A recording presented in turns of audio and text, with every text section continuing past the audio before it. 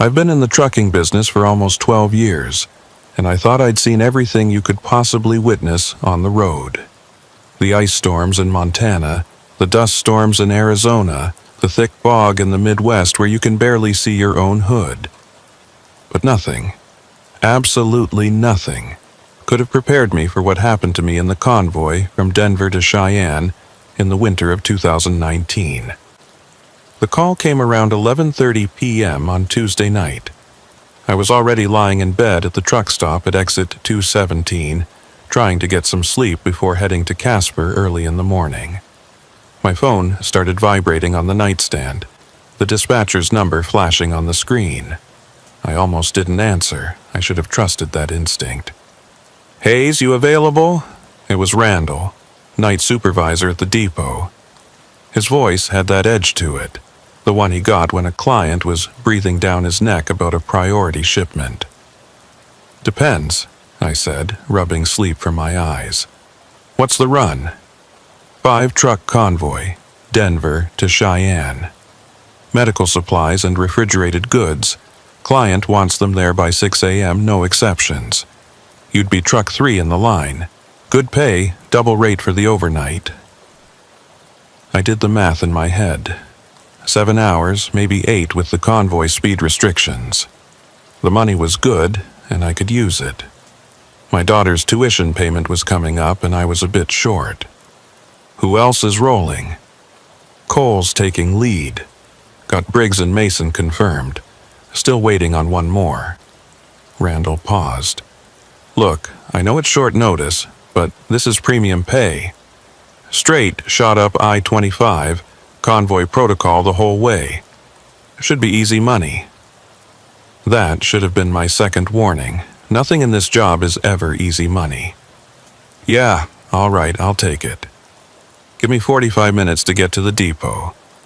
30 would be better. Wheels up at midnight sharp." I hung up and stared at the ceiling of my sleeper cab for a long moment.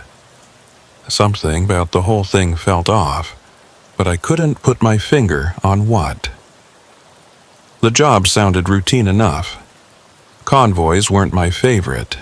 Too much coordination, too many personalities, too many things that could go wrong, but they paid well and usually went smooth if everyone followed protocol.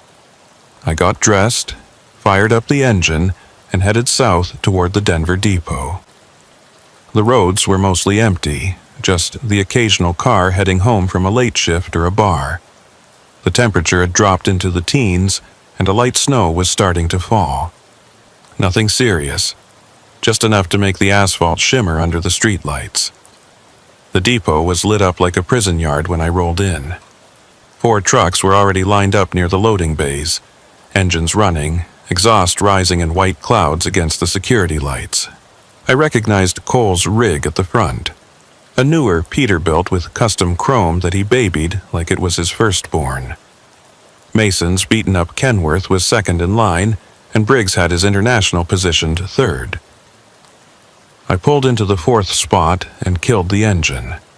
Through my windshield, I could see Cole walking down the line, clipboard in hand, doing his pre-convoy check. He was old school, maybe 60. With gray hair he kept military short, and a handlebar mustache he'd been growing since before I was born. Good driver, serious about safety, not much for small talk. I climbed down from the cab just as he reached my truck. "Hayes," he said with a nod. "Glad you could make it. We're 1 short still, but Randall says they're on the way. Should be here in 10. "What's the cargo?" I asked, more out of habit than real curiosity. Cole glanced at his clipboard. "You're carrying refrigerated pharmaceuticals. Temperature controlled, needs to stay between 36 and 46 degrees the whole trip. Mason's got medical equipment, surgical stuff. Briggs has more pharmaceuticals. I'm hauling blood products and plasma. 5th truck," he checked his notes, "supposed to have more equipment and supplies." "Hell of a shipment for a midnight run," I said. "What's the urgency?" Cole shrugged. "Above my pay grade. Hospital network in Wyoming had some kind of supply chain failure. They need this stuff for surgeries scheduled tomorrow morning. Our job is to get it there, not ask questions. Made sense, I supposed. The medical industry didn't run on a 9-to-5 schedule. People got sick at midnight, same as noon. Convoy speed? I asked. 65 max, nobody breaks formation without radio clearance. Standard spacing, 200 feet between trucks. CB on Channel 19 the whole way. Weather looks clear until we hit the state line. Might get some snow north of Fort Collins, but nothing we can't handle. He looked up from his clipboard, and I caught something in his eyes I didn't quite like. Concern, maybe, or uncertainty. Stay tight on this one, Hayes. Clients paying extra for guaranteed delivery time. No breakdowns, no delays. Understood. He moved on to check Mason's rig while I walked around my truck, doing my own inspection.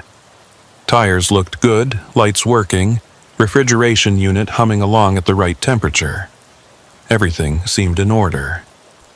The snow was falling a bit harder now, fat flakes that melted on contact with the still warm pavement. I heard the rumble of another diesel engine and turned to see the 5th truck pulling into the depot. It was a Freightliner, older model, maybe 15 years on it. The paint was faded, and one of the headlights looked dimmer than the other. Not exactly the kind of rig I'd expect on a premium pay medical run, but maybe that's all the dispatcher could get on short notice. The driver climbed down, and I got my first look at him. Tall, maybe 6'3", built like he'd done hard labor before trucking. He wore a leather jacket despite the cold and had a face that looked like it had seen a few fights. Something about him immediately put me on edge, though I couldn't say why. Just a feeling in my gut. Cole walked over to greet him, and I watched them talk for a minute. The new driver nodded a few times, gesturing at his truck. Cole checked his clipboard, then waved him into the 5th position behind me. As the Freightliner rolled past, I caught a glimpse of the driver's face in the glow of the security lights. He was staring straight ahead, jaw clenched, hands tight on the wheel. The look of a man who didn't want to be here but didn't have a choice. I knew that look. I'd worn it myself more than once. "All right, listen up," Cole's voice carried across the depot yard. "We're wheels up in 5 minutes. Standard convoy protocol applies. Maintain spacing, maintain speed, maintain radio contact. Check in every 30 minutes on the 30s, 12:30, 1 o'clock, so on. If you have a problem, call it in immediately. Questions?" Nobody said anything. We were all professionals. We knew how this worked. "Good, let's roll." I climbed back into my cab and started the engine. The clock on my dashboard read 11:58 p.m. 2 minutes to midnight. I'd done plenty of night runs, but there was something about starting a convoy at the stroke of midnight that felt ominous, like we were tempting fate somehow. At exactly midnight, Cole's brake lights flashed twice, the signal to move out. His rig lurched forward, followed by Mason, then Briggs. I waited for the gap to open up. 1 Mississippi, 2 Mississippi, 3 Mississippi. Then put my truck in gear and pulled out behind them. In my mirrors, I saw the Freightliner fall in behind me. We formed a line of lights cutting through the falling snow, 5 trucks heading north toward the interstate. The depot disappeared behind us, swallowed by the darkness and the weather. Channel 19 crackled to life on my CB. "Convoy check. Everyone copy?" Cole's voice steady and professional. 2, copy, Mason responded. 3, good, Briggs said. 4, copy, I said. There was a pause. Static hissed through the speaker. Then, finally, 5. The voice was deep, almost a growl. The new driver. "Good. Let's keep it tight, gentlemen. Next check at 12:30. We merged onto I-25 North, and the city lights began to thin out behind us. The highway stretched ahead, a ribbon of dark asphalt lit only by our headlights and the occasional street lamp. Traffic was non-existent, just us and the empty road. I settled into my seat and tried to relax. 7 hours to Cheyenne. Straight shot, good weather, experienced drivers, should be routine. But as we passed mile marker 215 and left the last of Denver's suburbs behind, I noticed something that made my hands tighten on the wheel. In my side mirror, I counted the trucks behind me, just like I always did on a convoy, automatic habit, making sure nobody fell behind or drifted out of formation. I counted once, then again because the first count didn't make sense. There were 3 trucks behind me. I was truck 4. There should have been 1 truck behind me, just the Freightliner. I keyed my CB. 4 to convoy. Anyone else see extra lights back here? Static. No response. I checked my mirrors again, more carefully this time. Sure enough, I could make out 3 sets of headlights maintaining convoy spacing behind me. I could clearly identify the Freightliner in the first position. I recognized the dimmer headlight. But behind it were 2 more trucks, running dark except for their headlights, spaced perfectly, maintaining our speed. 4 to 5, you got company back there? More static. Then the Freightliner driver's voice, confused. -4, just me. You sure about that? I'm counting 3 trucks behind me. I am looking at my mirrors right now. Nobody behind me but empty highway. I frowned, leaning closer to my mirror. The lights were still there, clear as day. 3 trucks. Maybe it was a trick of the snow, I thought. Maybe some other convoy happened to be heading north at the same time, and they'd fallen in behind us by coincidence. Lead, this is 4. We might have picked up a tail. 3 additional trucks running convoy spacing behind 5. Cole's voice came back, irritated. 4. We're the only authorized convoy on this route tonight. Dispatch confirmed. You sure about what you're seeing? I looked again. The lights were still there, unwavering, perfectly spaced. Affirmative, lead, 3 trucks, clear visual. 5, can you confirm? Negative, lead. I'm not showing anything behind me, road's empty. There was a long pause, then Cole said, 4, you feeling okay? You tired? I'm fine, I said, though my heart was starting to beat faster. Wide awake, and I'm telling you, I see 3 trucks. Mason, Briggs, either of you got visual on anything unusual? Negative, lead, Mason said. Nothing here, Briggs added. Another pause. 4, I'm going to chalk this up to snow glare or fatigue.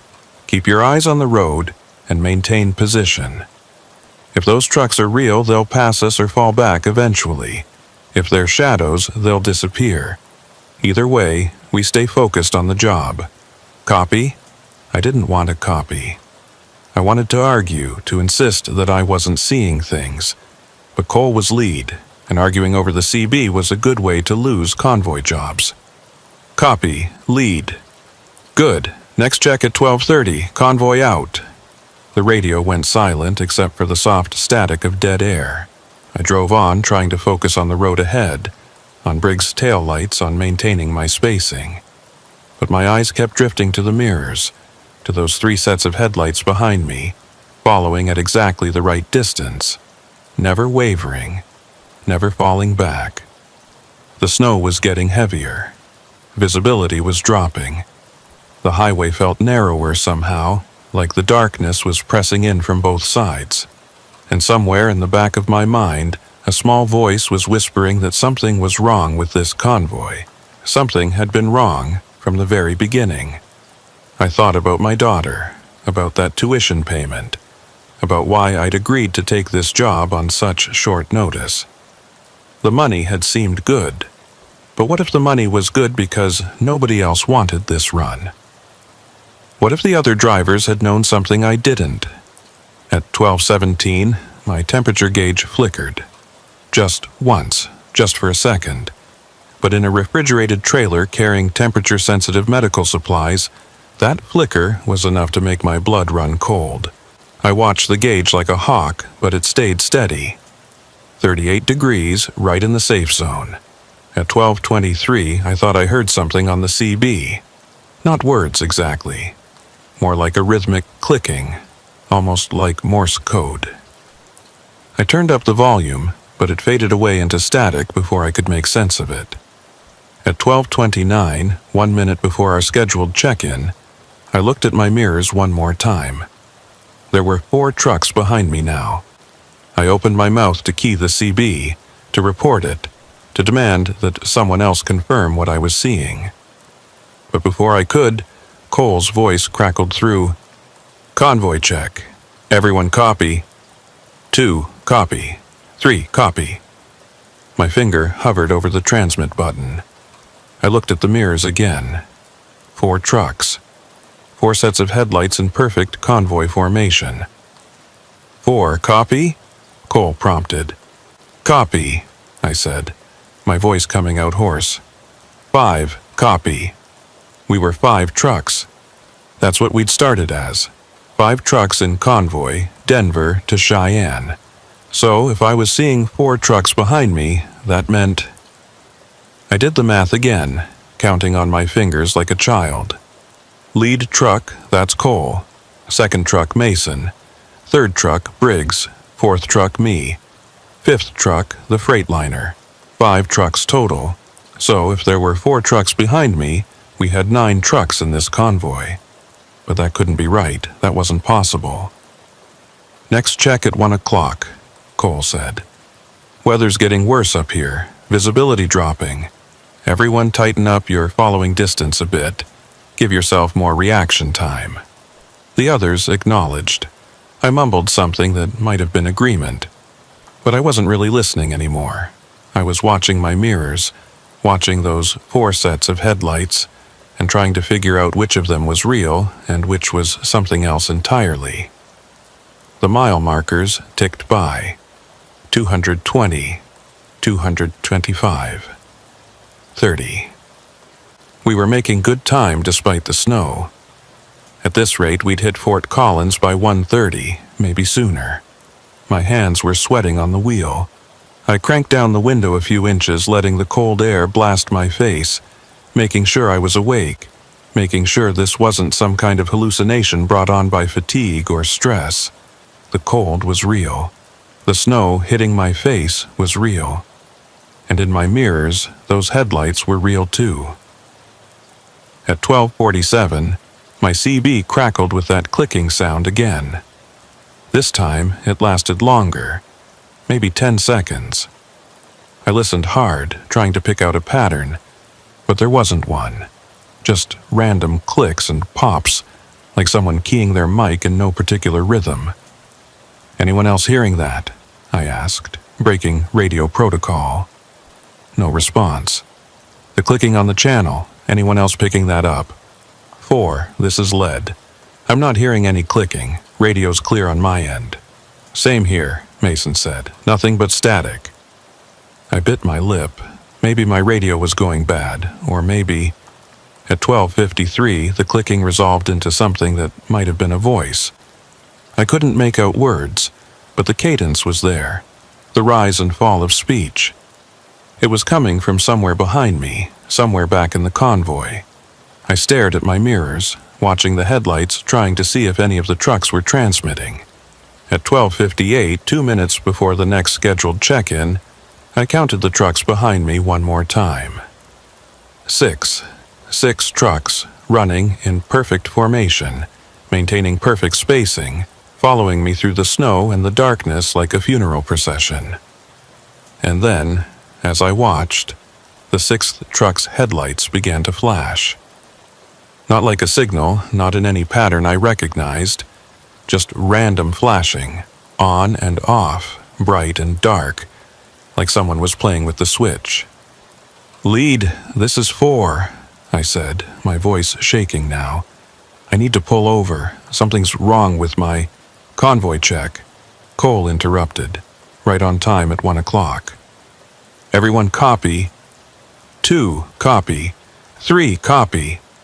I couldn't speak. My throat had closed up. I was watching the 6th truck's headlights flash in my mirror, and now I could see something else.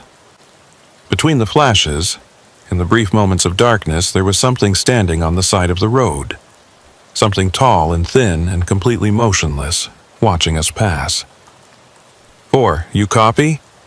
Cole's voice had an edge of concern now. The thing on the side of the road turned its head, if it had a head, to follow my truck as we passed. 4, respond immediately. I tore my eyes away from the mirror and keyed the CB. Copy, I gasped. Copy, I'm here. You all right back there? No, I wanted to say. No, I'm not all right. There are trucks behind me that shouldn't exist, and there's something on the side of the road watching us. And every instinct I have is screaming at me to stop this convoy and turn around and get the hell off this highway. But what I said was, fine. Just thought I saw some ice on the road, but it's clear. Good. Stay sharp. Next check at 1:30. The convoy rolled on through the snow and the darkness, and I drove with my eyes locked on Briggs' taillights ahead of me, refusing to look at my mirrors, refusing to acknowledge the impossible thing that was happening behind me. But I could feel them there. All those extra trucks, falling in line one by one, joining our convoy like we'd sent out invitations. And I knew, with a cold certainty that settled into my bones, that by the time we reached Cheyenne, there would be even more. Mile marker 235 passed by my window. We were 30 miles from Fort Collins, 4.5 hours from Cheyenne, 4.5 hours from finding out what happens when a convoy picks up trucks that aren't supposed to exist. I reached for my coffee thermos with a shaking hand and tried not to think about how many sets of headlights I'd see if I looked in my mirrors one more time. Fort Collins appeared through the snow like a ghost town. We passed the city limits sign at 1:47 a.m., nearly 20 minutes ahead of schedule despite the weather. The streetlights cast orange pools on the empty streets, and I caught glimpses of closed businesses, dark houses, traffic lights cycling through their patterns for nobody. Cole's voice crackled over the CB, lead to convoy, Fort Collins checkpoint, fuel status check. 2, 3/4 tank. 3, just under half. 4, 5/8, I said, my voice steadier than I felt. There was a pause, then, 5, you copy? Static. 5, respond with fuel status.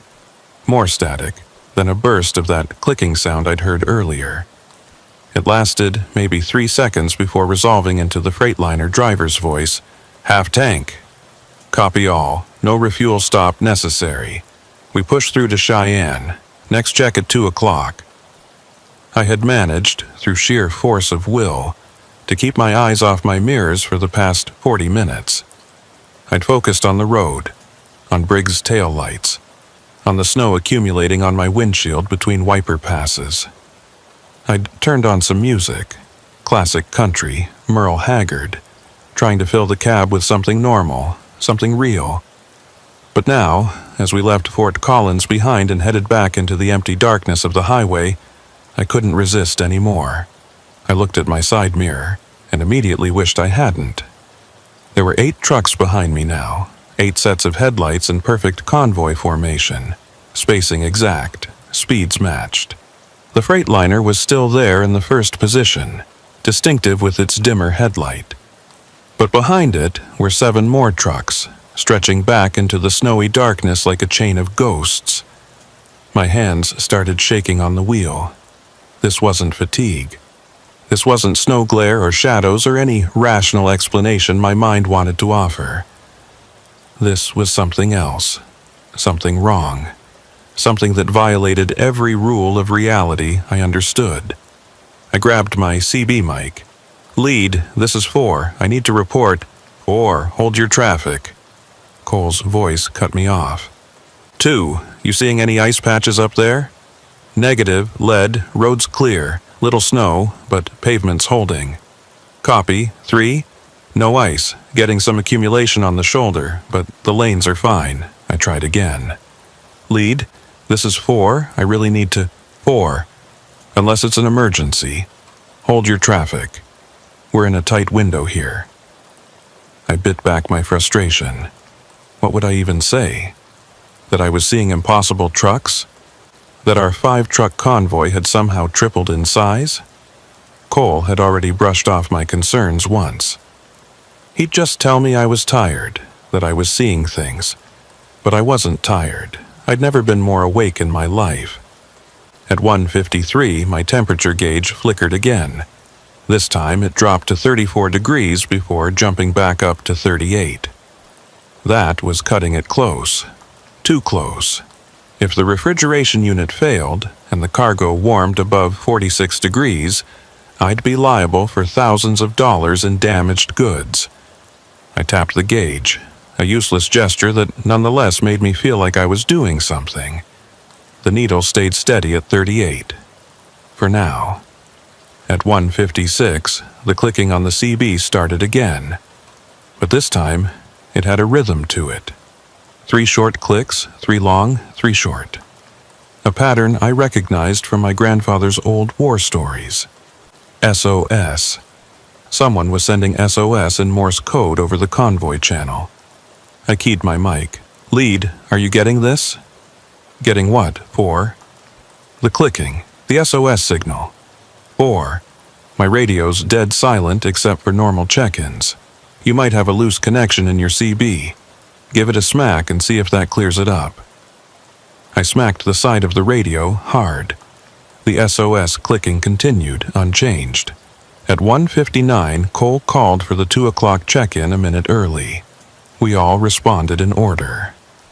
When it got to truck 5, there was a longer pause than usual before the Freightliner driver responded. And when he did, his voice sounded different, strained, like he was forcing the words out. 5. "Copy." "You good back there, 5? Cole asked. Another long pause. "Yeah, all good." But he didn't sound good. He sounded terrified. I made a decision. I switched my CB from channel 19 to channel 23, a channel we weren't supposed to use during the convoy, but one that should still reach any truck within a few miles. 5. "This is 4. You reading me on 23? A burst of static, then, "I read you, 4. "You seeing anything weird back there, in your mirrors?" His response came quickly, words tumbling over each other. "Jesus Christ, you see them too? The trucks?" I thought I was losing my mind. I've been counting. They keep multiplying. There's got to be. How many do you count? Behind me? At least 6. Maybe 7. I can't. The snow makes it hard to tell where one set of lights ends and the next begins. My stomach dropped. If there were 6 or 7 trucks behind him, and I was seeing 8 behind me, including him, that meant... I did the math, even though I didn't want to. 13 trucks, minimum, possibly more. We'd started with 5. "We need to tell Cole," I said. "I tried, an hour ago. He said I was seeing reflections from the snow. Said there was nothing on the GPS showing any other vehicles on this stretch of highway." "So, what do we do?" Before the Freightliner driver could answer, Cole's voice boomed over channel 19. 4, 5, get back on the convoy channel, now." I switched back, my heart pounding. "I don't know what you two think you're doing," Cole continued, "but side-channel communication during a convoy is a protocol violation. You got something to say, you say it where everyone can hear it. Understood?" "Copy, lead," I said. 5, copy. "Good. Now both of you maintain radio discipline and focus on the road. We're less than 4 hours from delivery. I don't want any more distractions." The channel went quiet, except for the soft hiss of static and the occasional burst of that SOS clicking. I drove on, watching the mile markers tick by. 2:45, 2:50, 2005. We were making excellent time. At this rate, we'd arrive in Cheyenne before 5 a.m., a full hour ahead of schedule. But something was nagging at me. I pulled out my phone and checked the GPS. According to the map, we should have passed the exit for Wellington about 10 minutes ago. But I didn't remember seeing it. I'd been focused on my mirrors, sure, but I should have noticed the exit sign, the overpass. I scrolled ahead on the GPS to the next landmark. There was a rest area coming up in about 5 miles on the right side of the highway. I made a mental note to watch for it. 5 miles passed, then 10, then 15. No rest area. I checked the GPS again. According to the map, I was currently sitting in the rest area parking lot. But through my windshield, all I saw was highway stretching ahead into the darkness. Briggs's taillights. The falling snow. Lead, this is 4. I'm showing some GPS anomalies. Anyone else having navigation issues? Negative, 4. My GPS is tracking fine. Showing us on I-25 north, about 40 miles south of the Wyoming border. I looked at my own GPS. It showed the same thing, 40 miles south of the border. But something felt wrong. The mile markers didn't match. The landmarks were missing. It was like the highway had become a loop, showing us the same stretch of road over and over while our GPS insisted we were making progress. At 2:17, my temperature gauge dropped again. This time it fell to 32 degrees and stayed there for a full minute before climbing back up. I watched it nervously, willing it to stabilize. 32 was freezing. If it went any lower, if the cargo actually froze. At 2:23, Mason broke the silence. Lead, I'm showing a warning light on my dash. Oil pressure. Can you make it to Cheyenne? Probably, but I'd like to pull over and check it if we get a chance. Negative. Clients paying for time-guaranteed delivery. Unless it's critical, we push through. Copy. At 2:30, the scheduled check-in, something strange happened. Cole called for the check, and we all responded in order. 1, 2, 3, 4, 5. But then, after Truck 5 responded, there was another voice. 6, copy. Everyone went silent. I stared at the CB, my blood turning to ice. Who the hell is that? Cole demanded. Identify yourself immediately. No response. This is a private convoy on a closed contract. If you're trying to piggyback on our channel, switch to a different frequency now. Still no response. 5. You got a visual on anyone behind you? The Freightliner driver's voice was barely a whisper. Negative. Lead. Road's empty. But I was looking at my mirrors, and I could see the truth. There were 9 trucks behind me now, 9 sets of headlights, 9 perfectly spaced vehicles following us through the snow. And as I watched, one of them, I couldn't tell which one, flashed its brights 3 times in what might have been a greeting, or might have been a warning. At 2:47, the clicking resolved into words. Faint, distorted, barely audible through the static, but definitely words. Turn back. While you can, turn back. Lead, you hearing this? I said. Hearing what? 4? The voice on the channel, telling us to turn back. 4, I'm going to say this one more time. My radio is clear. If you're having equipment problems, deal with them on your own time. Do not clutter the convoy channel with false reports. It's not false, Enough. Cole's voice was sharp enough to cut. One more outburst, and I'm reporting you to dispatch for unsafe convoy behavior. Do you understand? I understood. I understood that whatever was happening, I was on my own. Cole either couldn't hear what I was hearing, couldn't see what I was seeing, or was choosing to ignore it. Either way, he wasn't going to help. Copy. Lead, I said quietly. At 2:53, I caught movement in my peripheral vision. Something on the side of the road, keeping pace with us. I turned my head to look, but there was nothing there. Just darkness and snow, and the occasional reflective road sign. But I could still feel it. Something running alongside the convoy, matching our speed exactly, staying just outside the reach of our headlights.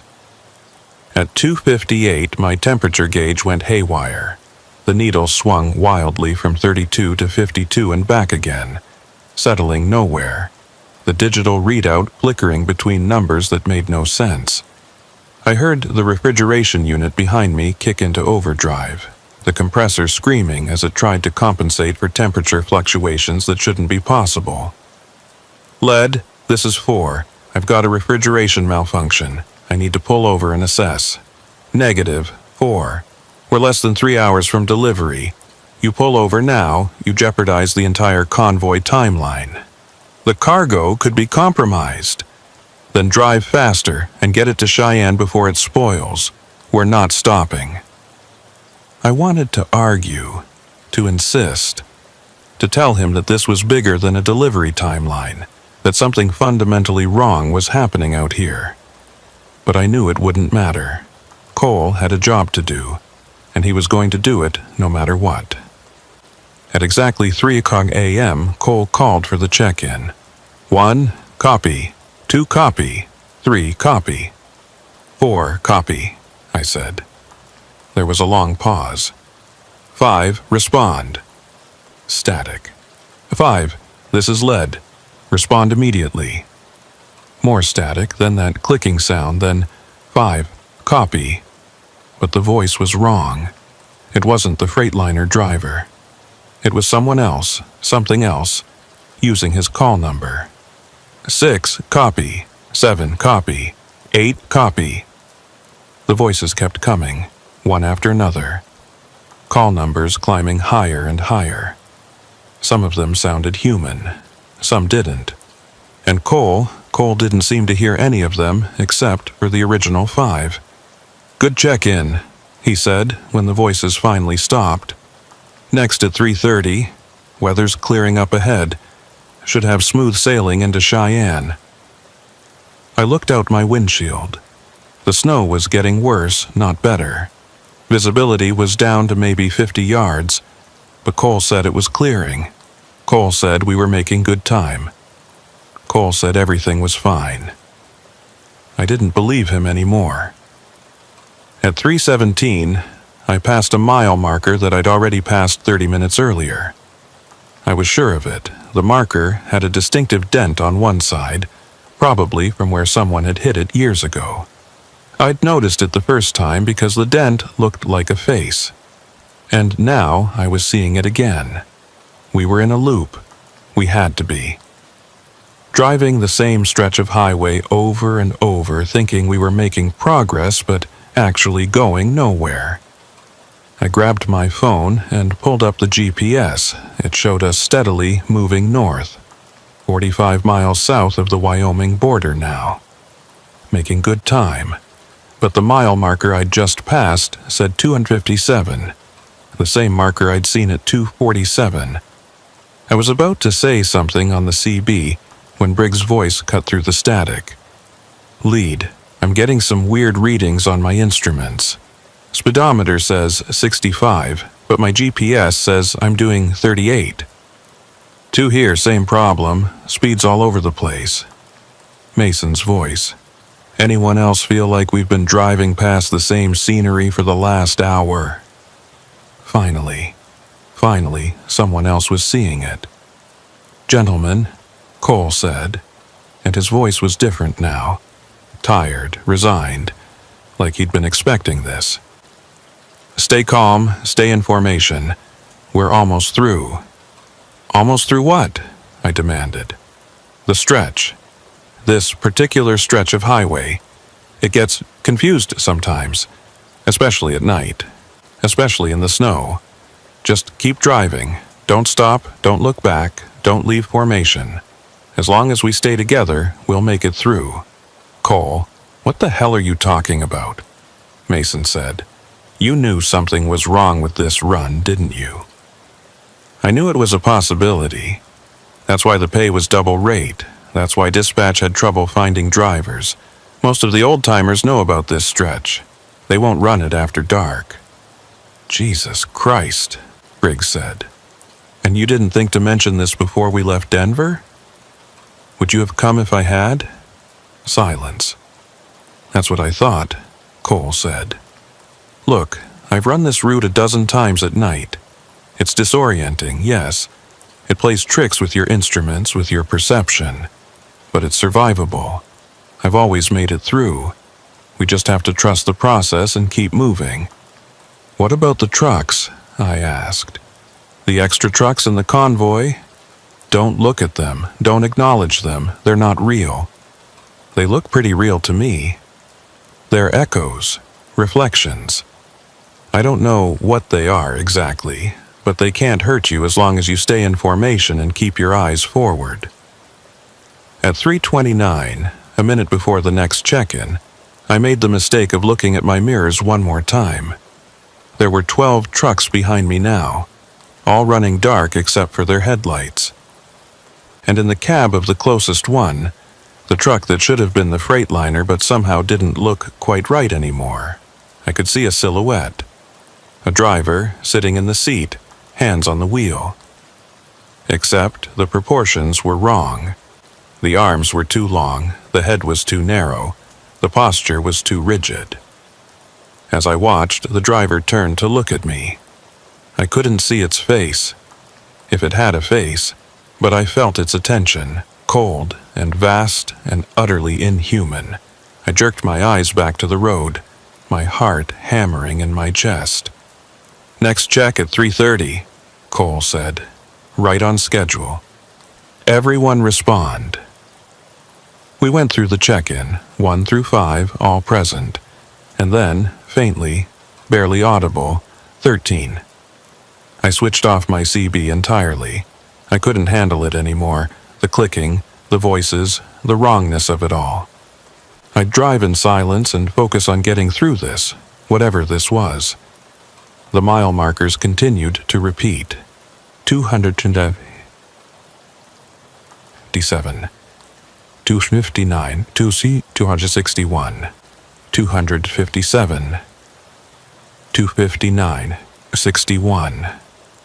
Over and over, an endless loop of highway that led nowhere. My temperature gauge had given up entirely. The needle spun in lazy circles, the digital readout showing random numbers that ranged from -20 to over 100 degrees. The refrigeration unit behind me made sounds I'd never heard before. Grinding, whining, clicking sounds that seemed to echo the Morse code SOS I'd been hearing on the radio. At some point, I'd lost track of time, my dashboard clock had frozen at 3:33, I saw something ahead on the road. Not on the shoulder or in the median, but actually on the road, right in our lane. It was a truck, jackknifed across both northbound lanes, blocking our path completely. "Lead, do you see that?" I shouted, forgetting my CB was off. I flicked it back on. "Lead, there's a wreck ahead, jackknifed semi blocking the road." "I see it, 4. Maintain speed, maintain formation. We're going to hit it. Trust me." Cole's rig didn't slow down. Neither did Mason's or Briggs. They were going to drive straight into the wreck, and I was going to have to choose. Follow them into what looked like certain collision, or break formation and risk whatever fate Cole had warned about. I chose to trust. God help me, I chose to trust. We hit the jackknifed truck at 65 miles per hour, or rather we should have hit it. Instead, there was a moment of resistance, like driving through heavy fog, and then we were through it, on the other side, continuing north as if nothing had happened. In my side mirror, I caught a glimpse of the wreck behind us. It was still there, still blocking the road. And the 12 trucks that had been following me drove through it just like we had, one after another, passing through solid matter as if it was nothing. I was trembling so badly I could barely hold the wheel.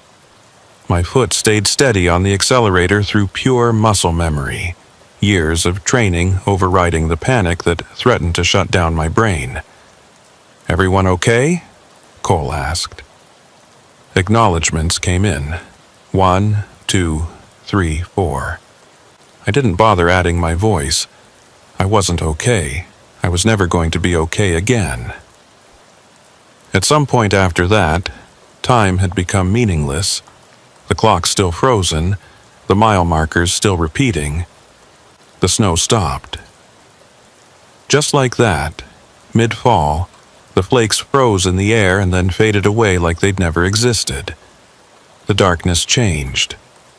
It was still night, still black as pitch beyond our headlights, but now it felt different, heavier, more absolute. Like we'd driven off the edge of the world into some space where light itself struggled to exist. "Almost there," Cole said, though I don't know how he could tell. "Just a little farther." But farther to what? Wyoming? Cheyenne? Or something else, someplace that wasn't on any map, that existed in the gaps between the mile markers and the frozen minutes on my dashboard clock. My temperature gauge suddenly locked at exactly 38 degrees. My speedometer settled at 65. The refrigeration unit behind me went silent. Everything was working perfectly. That's when I knew we were in the deepest part of it, whatever it was. The place where reality gave up trying to make sense and just accepted the impossible as routine.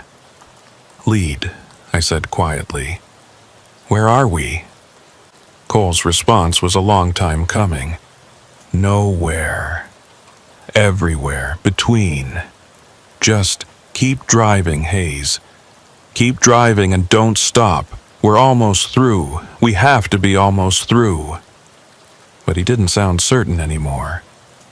He sounded lost. And in my mirrors, the number of trucks behind me had grown to 15, then 20. Then I stopped counting because the line of headlights stretched back into infinity, a chain of ghost trucks following us deeper and deeper into the dark, into the loop, into the nowhere place between mile markers that kept repeating and time that refused to move forward.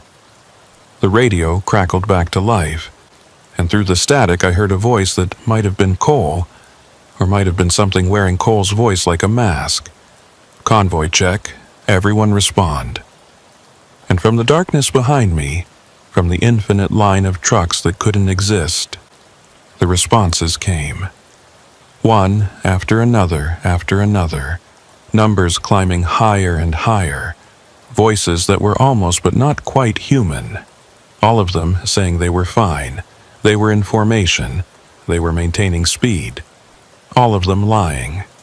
I turned off my CB again and drove into the endless night, following taillights that might belong to Briggs or might belong to something else, something that had replaced Briggs without anyone noticing. And I prayed that Cole was right, that we were almost through. But deep down, in the part of my brain that had been screaming warnings since we left Denver, I suspected the truth. We weren't almost through. We were never getting through. This convoy had no destination. This highway had no end. And somewhere behind me, truck number 47 was copying in for the check, its voice crackling with static and something that might have been hunger. I don't know when I realized we'd left reality completely behind. Maybe it was when my fuel gauge, which had read 3/4 full just an hour ago, suddenly showed empty, then full, then empty again in rhythmic pulses like a heartbeat. Maybe it was when I looked at Briggs' truck ahead of me and saw it flicker, just for a second, into something that definitely wasn't a Kenworth or any truck that had ever rolled off a factory floor. Or maybe it was when the sun started to rise.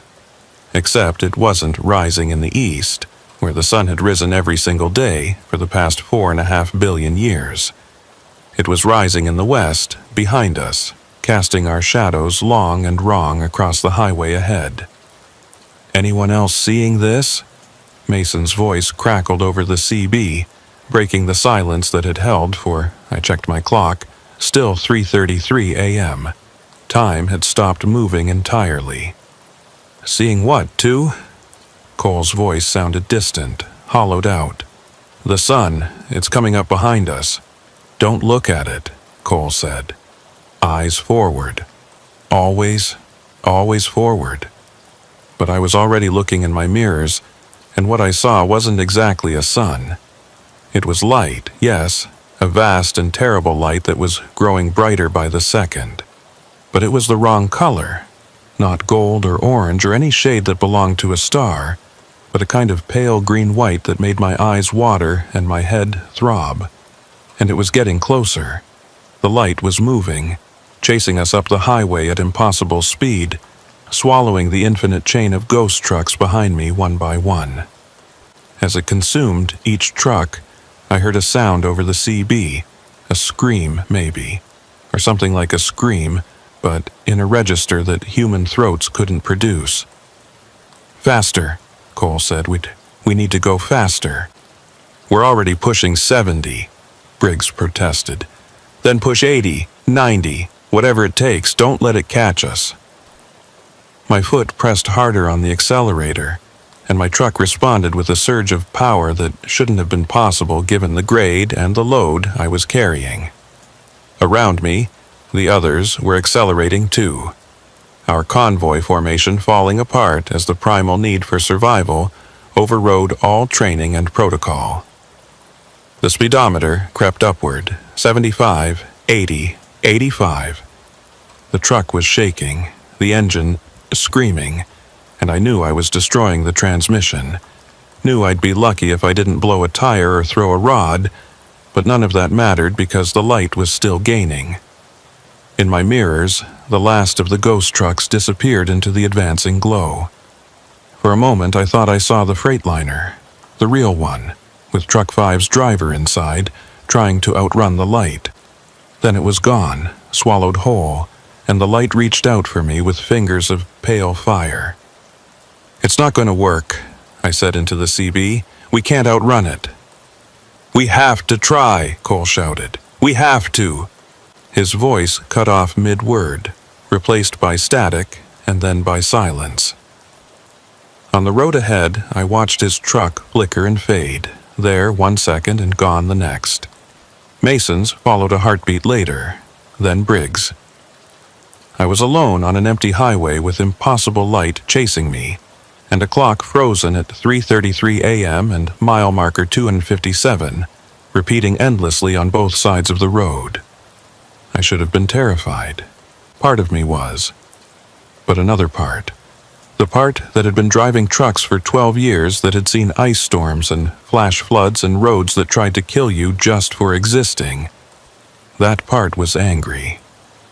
I slammed on the brakes. The truck shuddered and skidded, tires screaming, the whole rig threatening to jackknife. But I held it steady, brought it to a complete stop right there in the middle of the highway and waited for the light to catch me.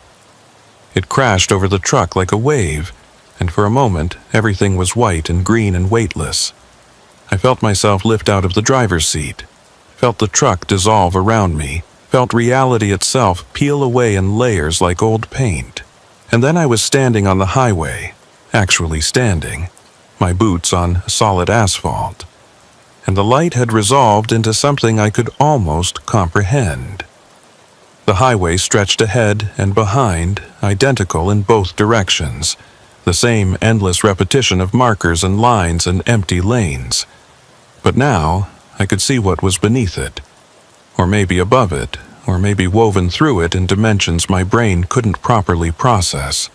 The road was alive, not in any biological sense, but alive nonetheless. It pulsed and breathed and hungered, and it had been feeding on us, on our convoy, on our expectation of forward progress, on our certainty that driving north would eventually lead to a destination. Every mile we'd driven had taken us deeper into it, not because we were moving, but because we believed we were moving. Our conviction that we were making progress toward Cheyenne had made us into perfect prey. "Hayes." I turned to find Cole standing beside me. He looked solid, real, but also somehow translucent, like I could see through him to the road beyond. "You stopped," he said. "Nobody ever stops. They all run until the light takes them. Where are the others?" He gestured down the highway. In the distance I could see them.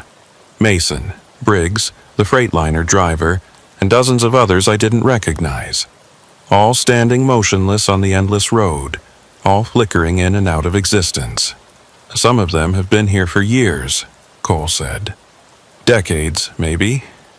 Time doesn't work right in this place, and that they're still running in their trucks, still trying to outrace the light, still checking in on the CB at scheduled intervals. They don't know they're already gone. But you do. I've done this run 13 times. I've made it through 12.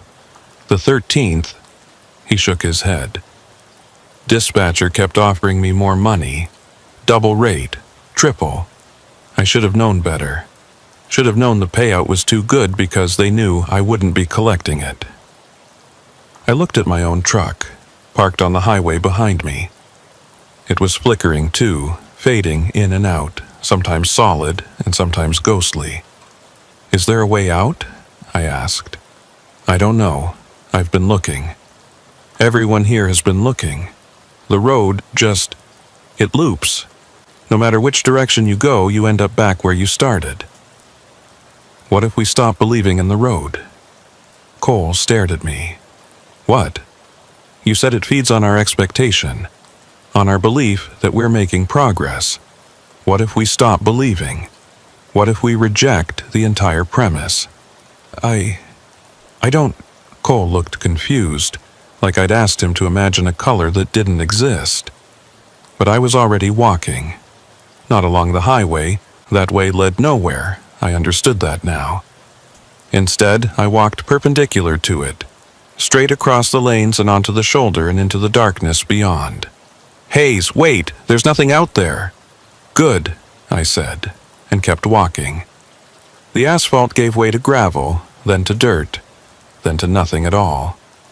My boots found purchase on a surface that felt like ground, but looked like void. I kept walking, eyes forward, refusing to look back at the highway or the light or the ghosts of drivers who'd believed too strongly in the road. Behind me, I heard Cole shouting, and then other voices joining his. But they were fading, growing distant, and the highway was fading too, its pull on me weakening with every step. I walked for hours or seconds or years. There was no way to measure time in that place. I walked until my legs ached and my lungs burned and my mind went blank with exhaustion. I walked until I forgot why I was walking, forgot there had ever been a highway, forgot everything except the simple act of putting one foot in front of the other. And then I was sitting in my truck, and my truck was parked at a rest area, and sunlight was streaming through the windshield. Real sunlight. Yellow and warm and rising in the east exactly where it was supposed to be. I looked at my dashboard. The clock read 7:42 a.m. My fuel gauge showed a quarter tank. The temperature gauge was steady at 38 degrees. Everything was normal, everything was fine, except I had no memory of pulling off the highway, no memory of the last 4 hours. My CB crackled to life. Respond if you can hear this. This is Wyoming State Patrol. We're looking for a convoy of 5 trucks that was reported missing overnight. If anyone on this channel has information... I grabbed the mic with shaking hands. This is Hayes, Truck 4 from the Denver convoy. I'm at a rest area off I-25. I don't know which one. I can't remember. Stand by. We're tracing your signal. Are you injured? Is your cargo intact? I checked my trailer's temperature readout. 38 degrees, stable. Cargo's fine. I'm okay. But the other trucks, the convoy, they were just... We've been searching all night, the state trooper said. Truck 1, driver named Cole Wallace. His rig was found abandoned near Fort Collins. Empty. Engine running, door open. No sign of the driver. Same with trucks 2 and 3, Mason and Briggs, according to our records. Truck 5 never checked in at any way station. It's like it vanished. I was with them, I said. We were all together, we were driving, and then... But I couldn't explain. How could I explain the loop, the light, the highway that fed on belief? They'd think I was in shock, or crazy, or worse. Just stay where you are, the trooper said. We're sending someone to pick you up." I waited in that rest area while the sun climbed higher in the sky. Real sun. Real skeet, real world. Other trucks pulled in and out, drivers stopping for coffee or bathroom breaks or a quick nap. Normal trucks, normal drivers. Living in a world where highways went from point A to point B, and time moved forward and the sun rose in the east. A world I'd almost lost. The state patrol arrived around 9 o'clock a.m. They asked me questions I couldn't answer, took notes on a clipboard, checked my cargo and my trailer. Everything was intact. Everything was fine. I'd just had some kind of episode, they said. Exhaustion, probably. Stress. Maybe carbon monoxide from a leak in the exhaust system. They never found Cole. Never found Mason or Briggs or the Freightliner driver. Their trucks were empty, abandoned at various points along I-25. No sign of struggle. No sign of anything.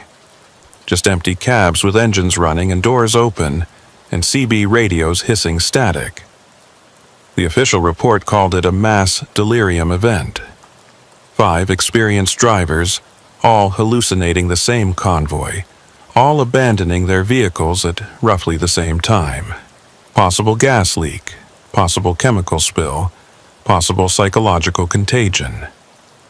They recommended I take some time off, see a therapist, get a complete medical workup. I did all those things. The therapist said I was processing trauma. The doctor said I was healthy. Time passed, and the memory of that night began to feel distant, dreamlike, unreal. But sometimes, late at night when I'm lying awake in my sleeper cab, I think about Cole's words. How some of the drivers on that endless highway had been there for decades.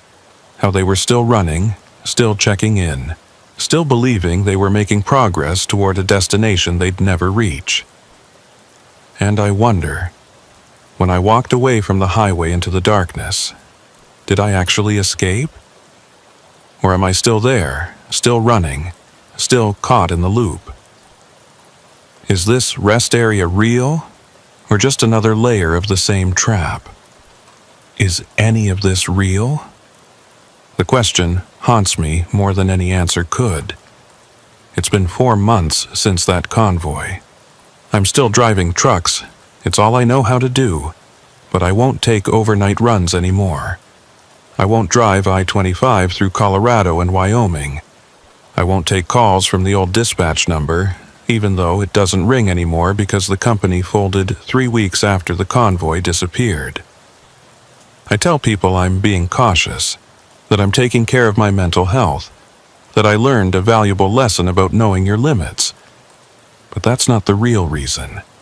The real reason is that sometimes, when I'm driving during the day on a completely different route in a completely different state, I see things that shouldn't be there. A mile marker that I passed 30 minutes ago appearing again on the roadside. A truck in my rearview mirror that maintains perfect following distance no matter how much I slow down or speed up.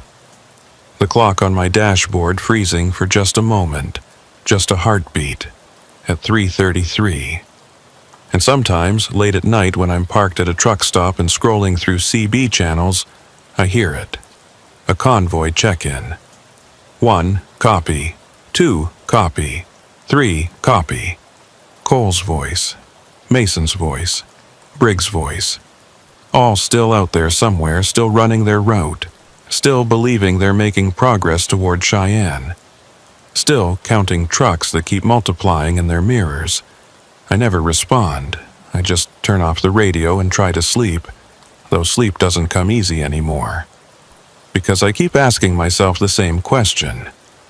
If they're still out there on the loop, still running the same stretch of highway over and over, what makes me so certain that I got out? What if I'm still there too, and this, all of this, is just another layer of the dream? Another reflection in the infinite mirrors. What if the rest area where the state patrol found me was just another part of the loop, and I've been driving in circles for 4 months believing I'm free? There's no way to know. No way to prove I'm really here, really awake, really in the world that follows normal rules. All I can do is keep driving and watch for the signs. The wrong mile marker. The ghost truck in my mirror. The clock that freezes at 3:33. And if I see them, when I see them, I'll have to make a choice. Do I accept it? Do I pull over and walk into the darkness again, hoping to find another exit? Or do I keep driving? Keep believing in forward progress? Keep checking in on schedule and maintaining my speed? I don't know what I'll do, but I think about it constantly. Last week, I was hauling a load of electronics from Phoenix to Albuquerque. Daytime run, clear weather, easy route. Everything normal. I passed mile marker 157 around noon. At 12:47, I passed it again. I told myself it was a coincidence, that I'd misread the first marker, that I was tired and imagining things, but then I passed it a third time at 1:19.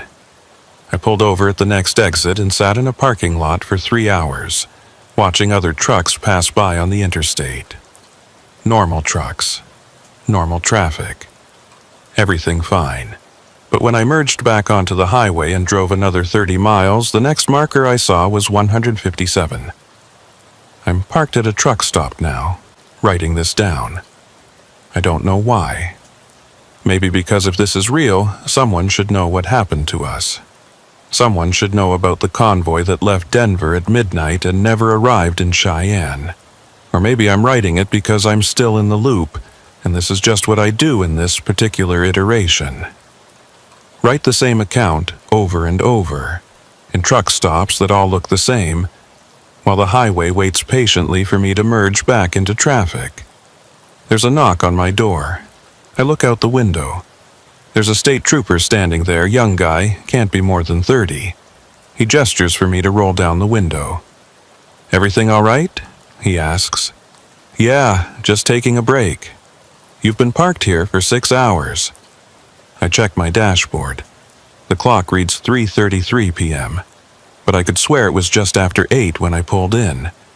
"Sorry, I didn't realize. I'll get moving." The trooper nods, but he doesn't leave. He stands there looking at me, and there's something in his eyes that makes my blood run cold. Recognition, maybe, or pity. "Be careful out there," he says.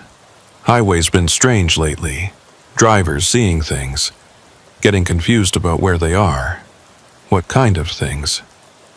He shrugs. Extra trucks in their mirrors, mile markers that repeat, time that doesn't move right. He pauses. "You ever experience anything like that?" I should lie. Should tell him everything's fine, I'm just tired. I'll be more careful. But instead, I hear myself say, "Yeah, I have." The trooper nods slowly. "Then you know. Once you see it, once you're aware of it, it never really lets you go. The highway, I mean. It keeps pulling at you, trying to get you back." "Get me back where?" "To the loop, to the stretch, to the place where the road feeds." He leans closer to my window. Some people fight it, try to avoid it. Stop driving at night, stick to major routes, never let their guard down. Sometimes it works. Sometimes they go years without another incident. And other times? Other times they end up right back where they started. In the convoy, in the dark, counting trucks that shouldn't exist. My hands are shaking on the steering wheel. "Are you really a state trooper?" He smiles, but it doesn't reach his eyes. "Doesn't matter, I'm here.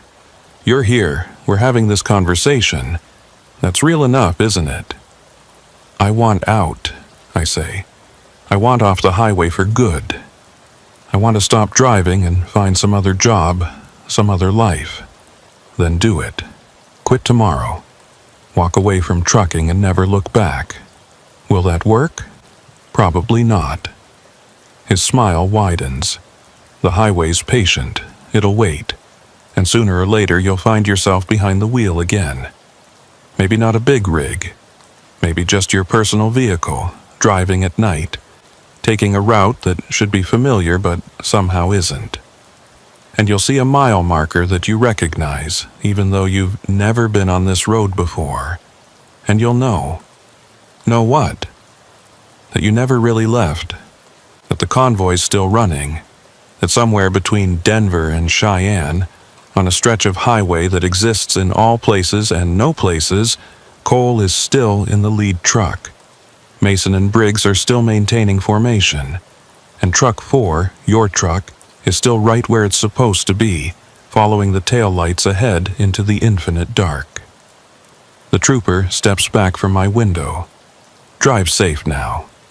He walks away across the parking lot. I watch him go. Watch him climb into a patrol car that I somehow didn't notice before. He drives off, and I'm alone. My CB crackles. Convoy check. My hand moves to the radio dial, though I don't remember telling it to move. Everyone copy? I should turn it off. Should start my engine and drive away from this truck stop, away from this state, away from anything that reminds me of that night. But my hand is already reaching for the mic.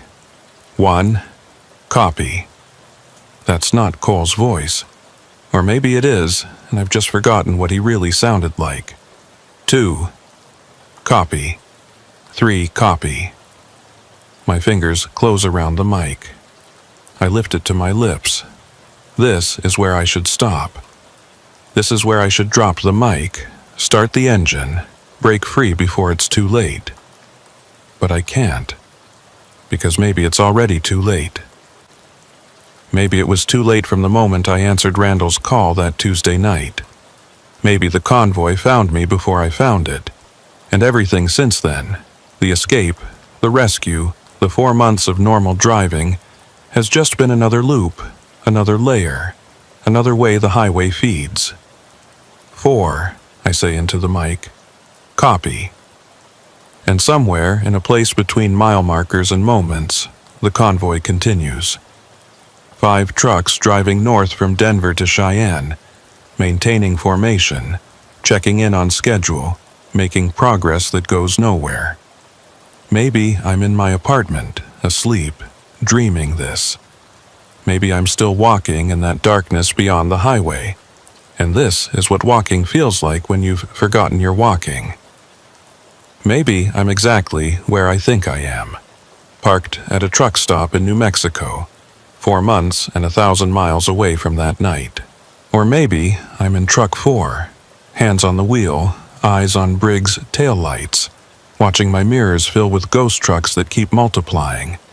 And all of this, the escape, the investigation, the months of normal life, is just what the highway shows you while it digests you slowly, feeding on your hope that you got away.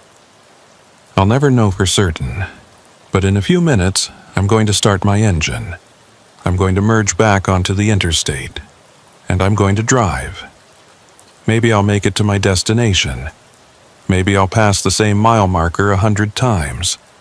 Maybe the sun will rise in the west, and the clock will freeze at 3:33, and a voice on the CB will start counting trucks.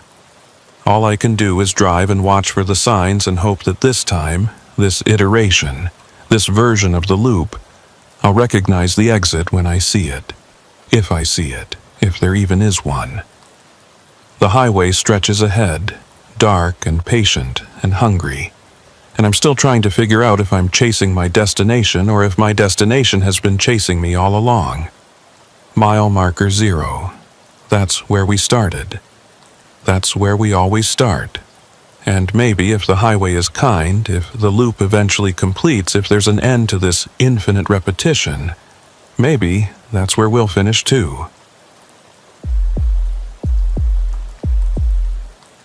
There's an unwritten rule in convoy trucking that nobody talks about, but everyone knows. Never volunteer to be the last truck. The guy at the back sees everything the others miss. Every pothole they dodge, every piece of debris they kick up, every bad decision that ripples down the line. You're eating everyone else's dust, literally and figuratively, and if something goes wrong, you're the first one left behind. But on the night of March 3rd, 2021, I didn't have a choice. My name's Wyatt Reeves, and I've been driving commercial freight for about 8 years. Not long enough to be a veteran, but long enough to know better than to take certain jobs.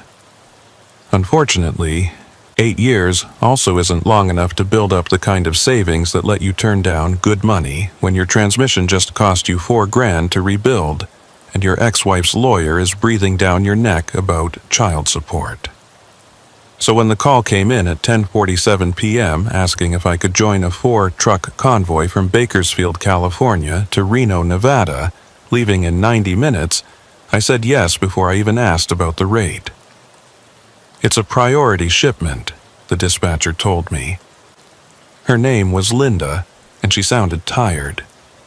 Electronics and computer components. Client needs them in Reno by 8 a.m. for some kind of product launch. We've got 3 trucks confirmed, need a 4th. You'd be running sweep. Sweep. Last position. Tail end Charlie. What's the pay? Triple rate, plus a completion bonus if the whole convoy makes it on time. I did the math. Even after taxes and fuel costs, I'd clear enough to catch up on the support payments and have some left over. I'm in. Where's the pickup? Industrial Park off Highway 99, south side of Bakersfield. Be there by midnight. Convoy lead is a guy named Dalton Pierce. He'll brief you on the route and protocol. I hung up and stared at the ceiling of my sleeper cab. Something felt off about the whole setup. Priority shipments usually got scheduled days in advance, not thrown together with 90 minutes notice, and triple rate plus a bonus meant somebody was desperate. But money was money, and I needed it. I fired up my Freightliner and headed south toward Bakersfield, arriving at the industrial park with 15 minutes to spare. 3 trucks were already there, lined up under harsh fluorescent lights that made everything look washed out and ghostly. The lead truck was a sharp-looking Peterbilt, dark blue with chrome trim. The second was a white Kenworth, road-worn but well-maintained. The third was a Mack, older model, with primer spots on the hood where rust had been cut out. I pulled into the 4th position and climbed down to meet the others. The lead driver, Dalton, I assumed, was standing by his truck, checking something on his tablet. He was maybe 50, with the kind of lean, weathered build you get from decades of physical work. Gray stubble, deep lines around his eyes, a cat diesel cap pulled low on his head. "You the 4th?" he asked, without looking up. "Wyatt Reeves, yeah. Good, we're cutting it close." He finally looked at me, his eyes sharp and assessing. "You ever run convoy before?" "A few times. Standard protocol, right? Maintain spacing, stay on channel, check in every 30 minutes. That's the basics. But this runs a little different." He gestured to the other 2 drivers who'd walked over to join us. "That's Garrett in Truck 2, Ellis in Truck 3. We're hauling high-value electronics, which means we can't stop except for genuine emergencies. No food breaks, no fuel stops unless someone's running on fumes. Client wants continuous movement from here to Reno." "What's the route?" I asked. Dalton pulled up a map on his tablet. Highway 58 east to Barstow, then north on 395 through the Owens Valley. We'll hit Reno from the south. Total distance about 460 miles, estimated drive time 7.5 hours with convoy speeds. I studied the map. It was mostly 2-lane highway through some of the emptiest parts of California and Nevada. The Owens Valley in particular was desolate, just desert, mountains, and the occasional small town. That's a lot of dark, empty road for a night convoy. Yeah, but it's also the fastest route, and speed is what the client's paying for. Dalton looked at each of us in turn. "Any questions?" Garrett, Truck 2, spoke up. He was younger, maybe late 20s, with the kind of nervous energy that suggested this wasn't his usual gig. What happens if someone has a mechanical problem? We assess on the spot. If it's a quick fix, we wait. If it's serious, that truck drops out and the convoy continues. The client's contract is for all 4 trucks arriving together, so there's a penalty if we show up short, but it's better than missing the deadline entirely. What if it's the lead truck? Ellis asked. He was older than all of us, probably mid-60s, with the calm demeanor of someone who'd seen it all and wasn't impressed. Then truck 2 takes lead and we keep moving. Point is, nothing stops this convoy short of a major emergency. Dalton checked his watch.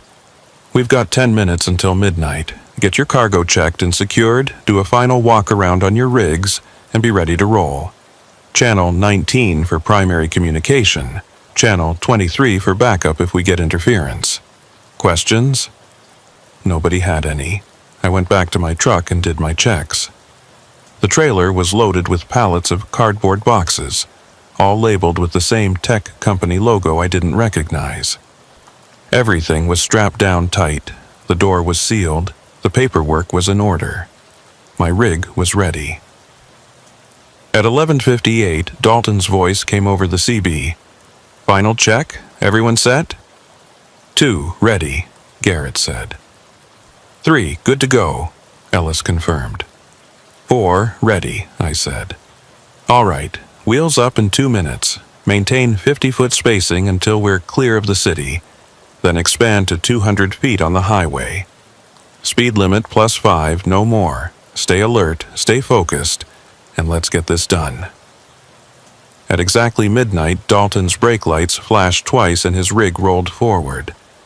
Garrett followed, then Ellis, then me.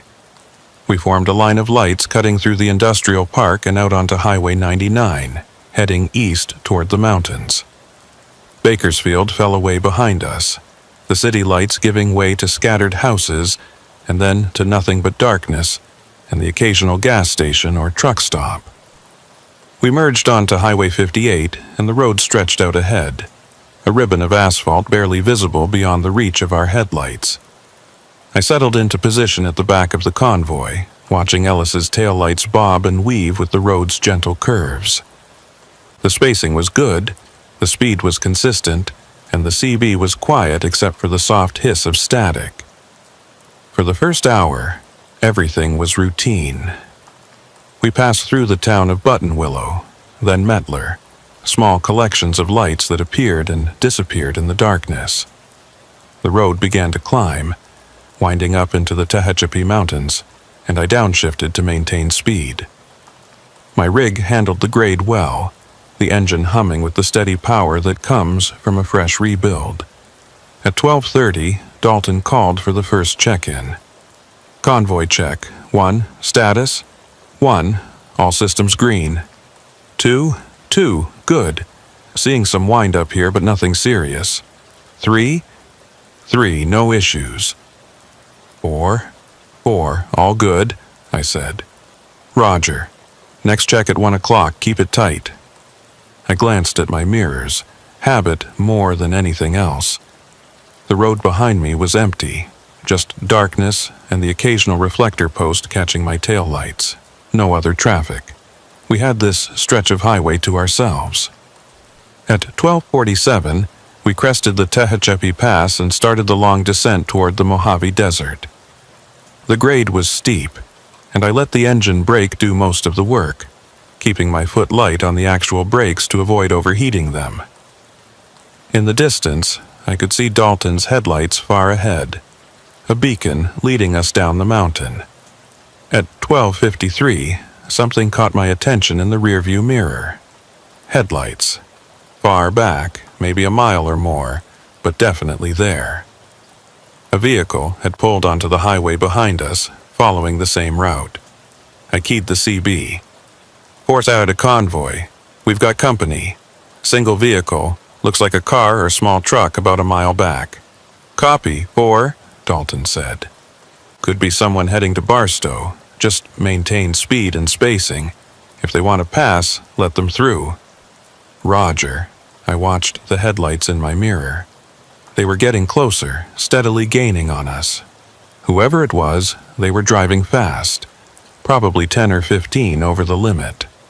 I expected them to catch up within a few minutes, flash their brights impatiently and blow past us into the night. But they didn't. The headlights got close, maybe a quarter-mile back, and then stayed there, matching our speed exactly, maintaining that fixed distance.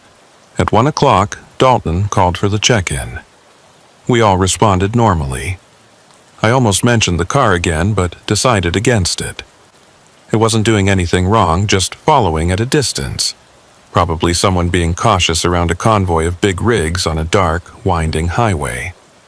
At 1:17, we reached Mojave, a small desert town that existed mainly to service Edwards Air Force Base.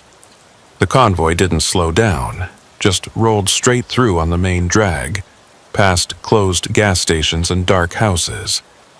I caught a glimpse of a 24-hour diner, its neon sign buzzing in the window, and felt a pang of hunger. I'd skipped dinner to make the midnight deadline. The headlights were still behind me, still maintaining that same quarter-mile distance. At 1:34, Garrett's voice crackled over the CB. 2 to lead. I'm seeing some weird readings on my gauges. Oil pressure's fluctuating. Can you make it to Reno? Dalton asked. I think so. Just wanted to report it. Keep monitoring. If it gets worse, call it in immediately. Copy. I watched Truck 2 ahead of me, looking for any sign of trouble. Smoke, weaving, a drop in speed. But Garrett was holding his position, maintaining pace with Ellis and Dalton. At 1:41, I looked in my mirrors again. The headlights behind me were closer. Much closer. Maybe 100 yards back now, close enough that I could make out the shape of the vehicle. A pickup truck. Dark-colored, though it was hard to tell for certain in the darkness. And it was still matching our speed, still maintaining that fixed distance, like it was attached to my bumper by an invisible rope. 4 to convoy, I said. That vehicle behind us is getting close. Might want to let them pass when the road widens. Copy, 4. There's a passing lane in about 5 miles. If they haven't gone by then, they're just tagging along. 5 miles passed. The road widened into a passing lane, and I moved slightly to the right to give the pickup room to go around. It didn't pass, it just moved to the right with me, staying in my blind spot, still maintaining that 100-yard gap. I felt the first prickle of unease. This wasn't normal driving behavior. If you're in a hurry, you pass. If you're not in a hurry, you fall back and give yourself more room. You don't tailgate a convoy of semi-trucks through the desert at 2 in the morning. 4 to lead. That pickup's not passing, just staying behind me. Probably someone using us to set their speed, Dalton said. Don't worry about it unless they get aggressive. At 1:52, we turned north onto Highway 395, leaving the last traces of the civilization behind. This was the Owens Valley, 150 miles of empty desert flanked by the Sierra Nevada mountains to the west and the Inyo Mountains to the east. No towns, no services, just endless darkness, and the distant silhouettes of peaks against the starry sky. The pickup was still there, still following, and I was starting to feel like prey being stalked. At 2 o'clock, during the check-in, I mentioned it again. 4 to lead, that vehicle's still on our 6, been following for over an hour now. There was a pause, then Dalton's voice. You're sure it's the same vehicle? Positive. Same headlight pattern, same distance. It's not moving up or falling back. Another pause. Ellis, can you see anything behind 4? Negative, Ellis said. I'm watching my mirrors. I see 4's taillights, but nothing beyond that. I frowned. How could Ellis not see the pickup? It was right there, headlights blazing, close enough that I could see the reflection off my trailer. 4, you feeling all right? Dalton asked. You tired? I'm fine, I said, though my hands were getting tense on the wheel. Wide awake, and I'm telling you, there's a pickup truck following this convoy. Garrett, you got anything? Negative lead. Can't see anything but Ellis ahead of me. All right, 4. I'm going to chalk this up to headlight glare, or maybe an optical illusion from the road. If the truck does something aggressive, report it immediately. Otherwise, ignore it and focus on maintaining your position. Copy, I said, though I didn't like it. The miles ticked by. 2:15, 2:30, 2:45. The pickup never wavered, never moved, never did anything except follow me at that fixed distance like my shadow had learned to drive. At 2:48, my CB crackled with interference. A burst of static that resolved into something that might have been a voice. I couldn't make out words, but the cadence was there. Someone trying to communicate. Anyone else getting interference on the channel? I asked. Negative, Dalton said. Clear here, Garrett added. Ellis didn't respond. 3, you copy? Dalton asked. Still no response. Ellis, respond immediately. A burst of static, then Ellis's voice sounding distant and distorted. Copy. All good here. You sound like you're breaking up. Check your radio. Roger. But Ellis's voice faded back into static before he could say more. I watched Truck 3 ahead of me, looking for any sign of trouble. But his taillights were steady. His spacing was good. He was right where he should be. At 2:53, I made the mistake of looking at my side mirror instead of my rear view. The pickup was still there, but now I could see it more clearly, and something was wrong with it.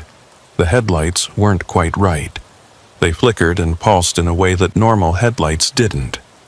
And the shape of the vehicle seemed to shift and blur at the edges, like I was looking at it through heat shimmer even though the desert night was cold.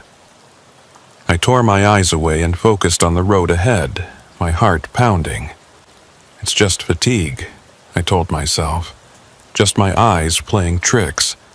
Long night, dark road, too much coffee, and not enough sleep. But I knew that wasn't true. At 3 o'clock, Dalton called for another check-in. 1, all systems green. 2, oil pressure still fluctuating, but manageable. 3, Ellis's voice was clearer now. 3, no issues. 4, I hesitated. Should I mention the pickup again? Should I tell them what I'd seen in the mirror? The impossible headlights, the shifting shape. 4, respond. Copy, I said. All good. But it wasn't all good. Something was very wrong, and I was the only one who could see it. At 3:17, we passed through the town of Lone Pine, a small cluster of buildings sleeping in the darkness beneath the shadow of Mount Whitney. The convoy didn't stop, didn't even slow down, just rolled through like we were invisible. The pickup followed us through town, still maintaining that 100-yard distance, still pulsing with those wrong headlights. At 3:22, my CB crackled again, and this time the voice that came through was clear. It was my voice. 4 to convoy, my voice said, though I wasn't touching the mic. I see it now. I understand. I grabbed the CB, my hands shaking. That's not me. I'm not transmitting. Dalton's voice came back. 4, you just reported in. What do you mean it's not you? I didn't key my mic. Someone's using my call sign. 4, calm down. Nobody's using your... 4 to convoy. My voice interrupted again. Perfectly calm, perfectly steady. The last truck always sees it first. That's the rule. Sees what? I shouted at the radio, though I knew the voice couldn't hear me. Or maybe it could. Maybe it heard everything I thought, everything I felt. 4, you're breaking up, Dalton said. Repeat your last... The transmission cut off, replaced by static. I looked in my rearview mirror. The pickup was right there, 100 yards back. Those flickering headlights illuminating the inside of my cab with a pulsing, sickly light. And for just a moment, I saw the driver. It was me. sitting behind the wheel of that impossible pickup truck, hands at 10 and 2, eyes locked on the back of my trailer.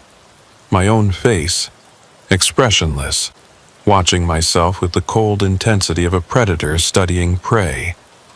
I jerked my eyes back to the road, my whole body shaking. This wasn't possible. This wasn't real. I was losing my mind, hallucinating, experiencing some kind of psychotic break brought on by stress and exhaustion. But when I looked in the mirror again, the pickup was still there, and my doppelganger was still driving it, still following me through the endless desert night. At 3:30, Dalton called for another check-in.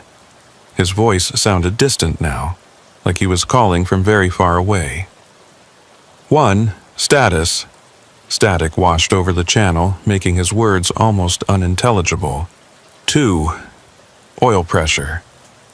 Critical. More static. 3. Ellis's voice was fading in and out. Can't. Much longer. And then clear as a bell. 4 to convoy. The last truck always sees it first, because the last truck is already alone. I didn't say that. I hadn't touched my mic, but the voice was mine, and the words rang with a terrible truth that I didn't want to acknowledge. At 3:47, I realized I couldn't see Truck 3 anymore. Ellis's taillights were gone. The road ahead was empty, just darkness and the center line stretching into infinity. I grabbed the CB. 4 to convoy. I've lost visual on 3. Where is everyone? No response, just static. Lead, respond. Garrett, Ellis, someone respond. The static resolved into my own voice. You're alone now. You've been alone for a while, you just didn't want to admit it. That's not true. I can see, but what could I see? I looked out my windshield, searching for any sign of the convoy, and found nothing. No taillights ahead, no headlights in my mirrors except for the pickup that couldn't be real. No, wait. The pickup. I looked at my mirrors, and the truck was closer now. 50 yards back.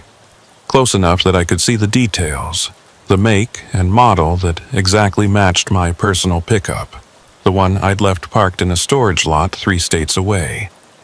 The license plate that bore my registration. And behind the wheel, I could see myself clearly now. Not a reflection, not a trick of light. Another me, another Wyatt Reeves, driving another truck through another version of this same dark highway. At 4 SOG, though I wasn't sure time meant anything anymore, my CB crackled with Dalton's voice. But it sounded wrong, distorted, like a recording played at the wrong speed. Convoy check. Everyone, status. I opened my mouth to respond, but my doppelganger beat me to it. 4, all good, my voice said through the CB. Maintaining position, no issues. You're not me, I shouted at the radio. But maybe I was. Maybe that was the truth I'd been avoiding. Maybe I was the one following, not the one being followed. Maybe I'd been the ghost truck all along, trailing a convoy that had left me behind hours ago, too stubborn or too stupid to realize I was already gone. The highway stretched on into darkness, and I drove into it, watching my mirrors, watching myself follow myself through a desert that had no end, as part of a convoy that may have never existed at all. And somewhere ahead, or maybe behind, or maybe in some direction that had no name, the other trucks drove on, unaware that their 4th position had been empty for miles. Or maybe they knew. Maybe they'd always known. Maybe that's why nobody volunteers to be the last truck in line. The sun should have started rising by now. I checked my dashboard clock, 4:47 a.m., and did the math.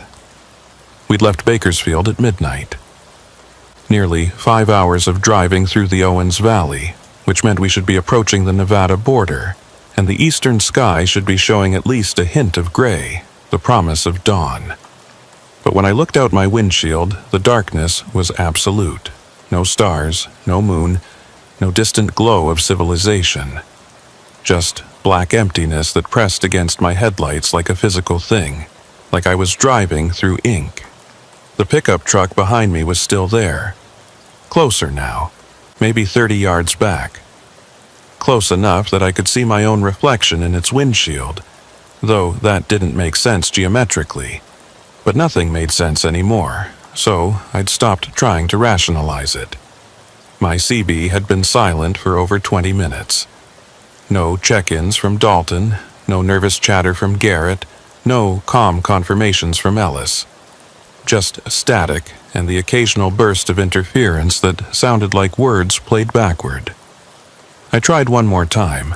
4 to convoy. Anyone copy? The static shifted, and for a moment I thought I heard something. A voice, maybe multiple voices, all talking at once in a language I didn't recognize. Then it faded back into white noise. I was gripping the steering wheel so hard my knuckles had gone white.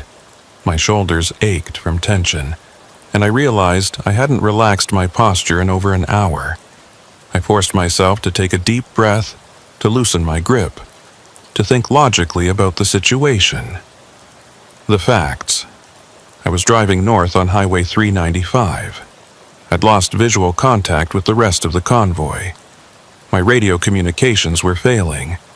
There was a vehicle following me that couldn't possibly be real. The logical conclusion: I needed to stop. Pull over, assess the situation, maybe wait for daylight before continuing. The delivery deadline be damned. No amount of money was worth this level of psychological stress. I started looking for a place to pull off. The highway shoulder was narrow here, barely wide enough for a car, definitely not safe for a semi. But there had to be a turnout somewhere, a rest area, some widening of the road where I could get my rig completely off the pavement. At 4:53, I spotted a dirt road branching off to the right. It looked like it might be a Forest Service road or a Bureau of Land Management access point. I slowed down, flipped on my turn signal, though who I was signaling to, I had no idea, and started to ease my rig onto the shoulder. The pickup truck behind me matched my deceleration exactly. I stopped signaling and accelerated back to highway speed. The pickup accelerated with me, maintaining that 30-yard gap. I tried again, this time without signaling. Sudden braking, tires squealing slightly, the whole rig shuddering as I fought to keep it stable. The shoulder rushed up fast, and I had to swerve back onto the highway to avoid clipping a reflector post. The pickup never wavered. It slowed when I slowed, sped up when I sped up, its distance from my bumper fixed as precisely as if we were connected by a metal rod. "All right," I said out loud, my voice sounding strange in the silence of my cab. "All right, you want to play it this way? Fine. Let's see how you handle this." I floored the accelerator. My Freightliner wasn't built for speed, but with the engine fully rebuilt and a relatively light load, I could push it harder than recommended. The speedometer crept up, 60, 65, 70. The steering wheel vibrated in my hands, and I could hear the trailer behind me protesting the speed, but I kept my foot down. The pickup stayed right behind me, matching my speed, those impossible headlights never wavering. 75, 80. The road was arrow straight here, which was the only thing keeping me alive. At this speed, even a gentle curve would be dangerous. The pickup didn't fall back. If anything, it seemed to be getting closer, cutting the gap from 30 yards to 25 to 20. At 83 miles per hour, I saw something ahead that made my blood freeze. Taillights. 3 sets of them, evenly spaced, moving at normal convoy speed. The convoy, my convoy. Still running, still maintaining formation, still completely unaware that I'd fallen behind. Or had I fallen behind? The thought struck me like a physical blow. What if I'd never caught up in the first place?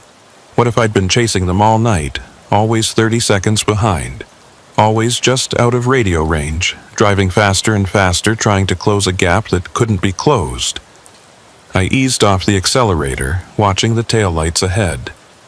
They were getting closer, which meant I was definitely going faster than they were. In a few minutes, I'd catch up to Truck 3, Ellis's rig, and everything would make sense again. I'd be back in formation, back in the convoy, and this whole nightmare would be over. The pickup truck behind me slowed down with me, maintaining its fixed distance. I was within a quarter mile of the convoy when Ellis's taillights flickered. Just once. Just for a second. But in that flicker I saw something that didn't make sense. The truck wasn't a Mack. It was a Peterbilt. Dalton's Peterbilt. I blinked, and when I looked again, it was a Mack again. Ellis's truck. Everything normal, but I'd seen what I'd seen. I closed the gap to 50 yards, then 25. Then I was right behind Truck 3, close enough to read the license plate, close enough to see the wear on the mud flaps. And the truck flickered again. Peterbilt, then Mack, then Kenworth, then back to Mack. Cycling through all three trucks in the convoy like a shuffled deck of cards, never settling, never staying consistent. I grabbed my CB mic. 4-3, Ellis, you copy. The truck ahead of me, whatever it really was, didn't respond.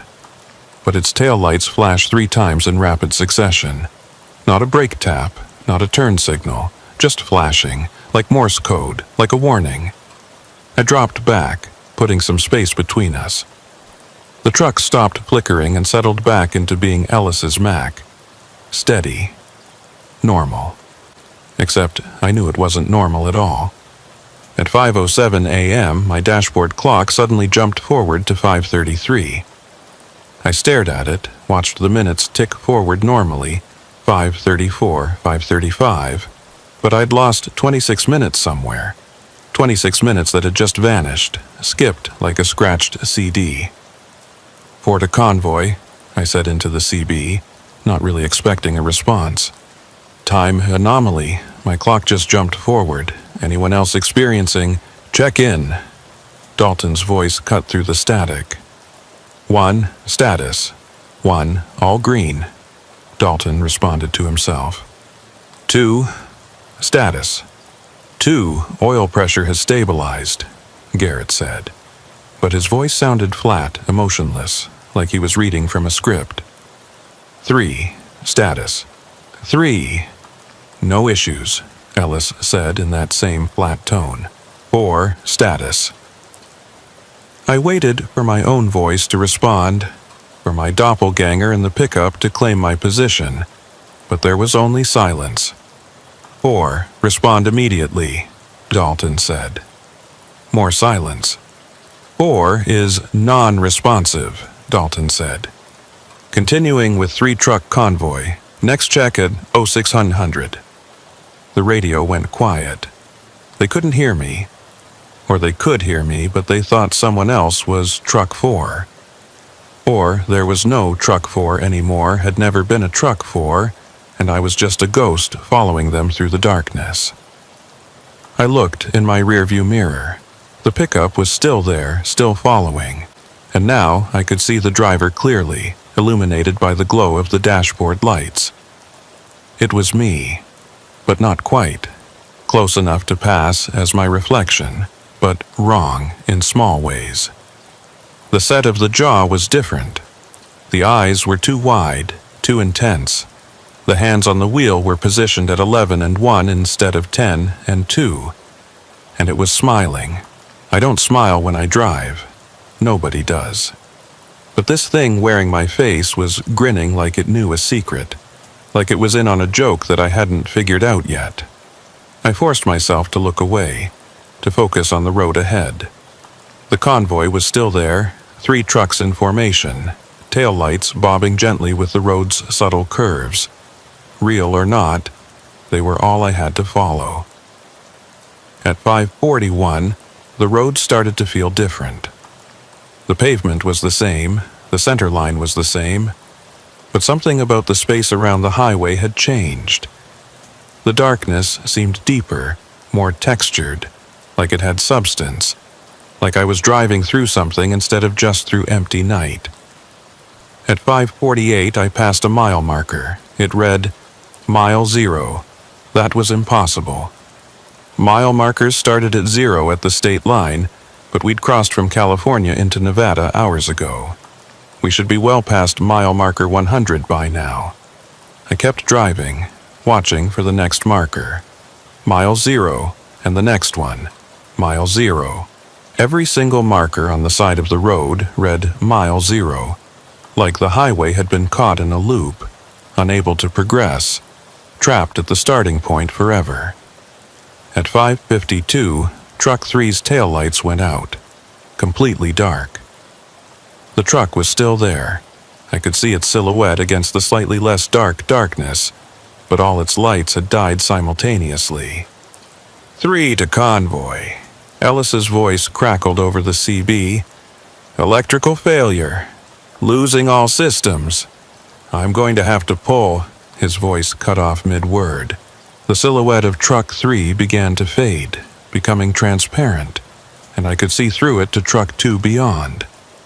Garrett's Kenworth, running steady, lights bright, and then Truck 3 was gone, just vanished, evaporating into the darkness like it had never existed. I slammed on my brakes, my rig shuddering and groaning. I came to a stop in the middle of the highway, hazard lights flashing, and stared at the empty space where Ellis's truck should have been. The pickup behind me stopped too, maintaining that exact distance. I grabbed my CB. 4 to convoy. Truck 3 just disappeared. Ellis is gone. No response. Dalton, Garrett, someone respond. Ellis vanished right in front of me. Static, then convoy check. 1, status. 1, all green. 2, status. 2, no issues. Continuing with 2 truck convoy. Next check at 0630. They were down to 2 trucks now. They'd acknowledged the loss of Truck 3 without any concern, without any alarm, like it was routine, like it had been planned. I sat there in the middle of the highway, hazards flashing, trying to decide what to do.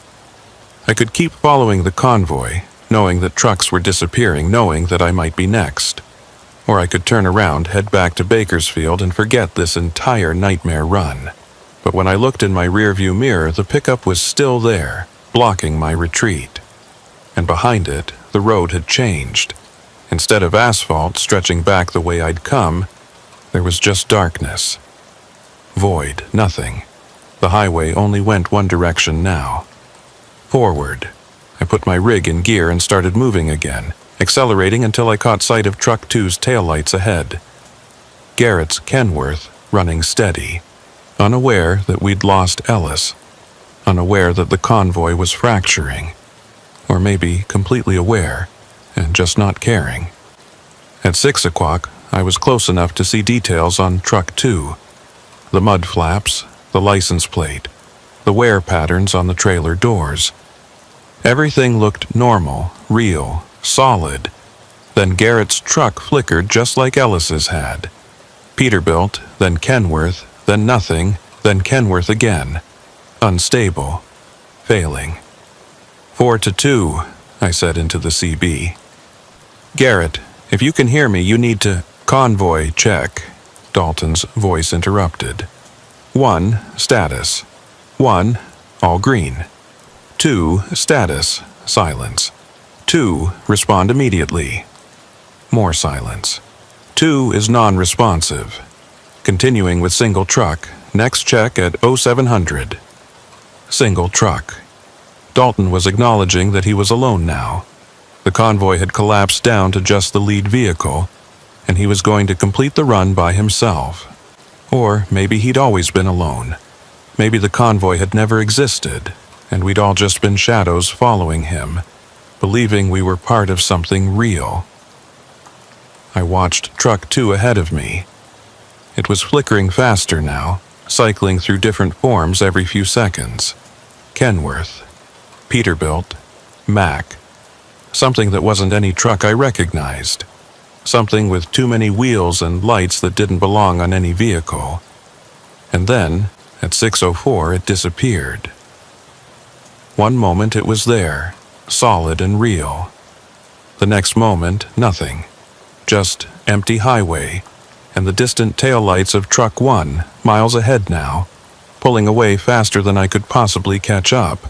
I was alone. No, not alone. I looked in my mirror, and the pickup was still there, closer than ever.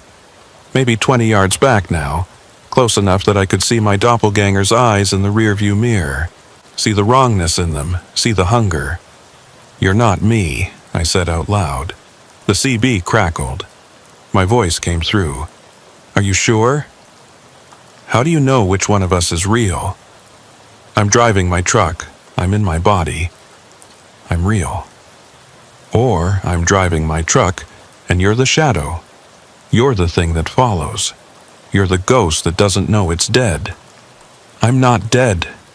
Then why can't they hear you? Why did they drop you from the convoy count?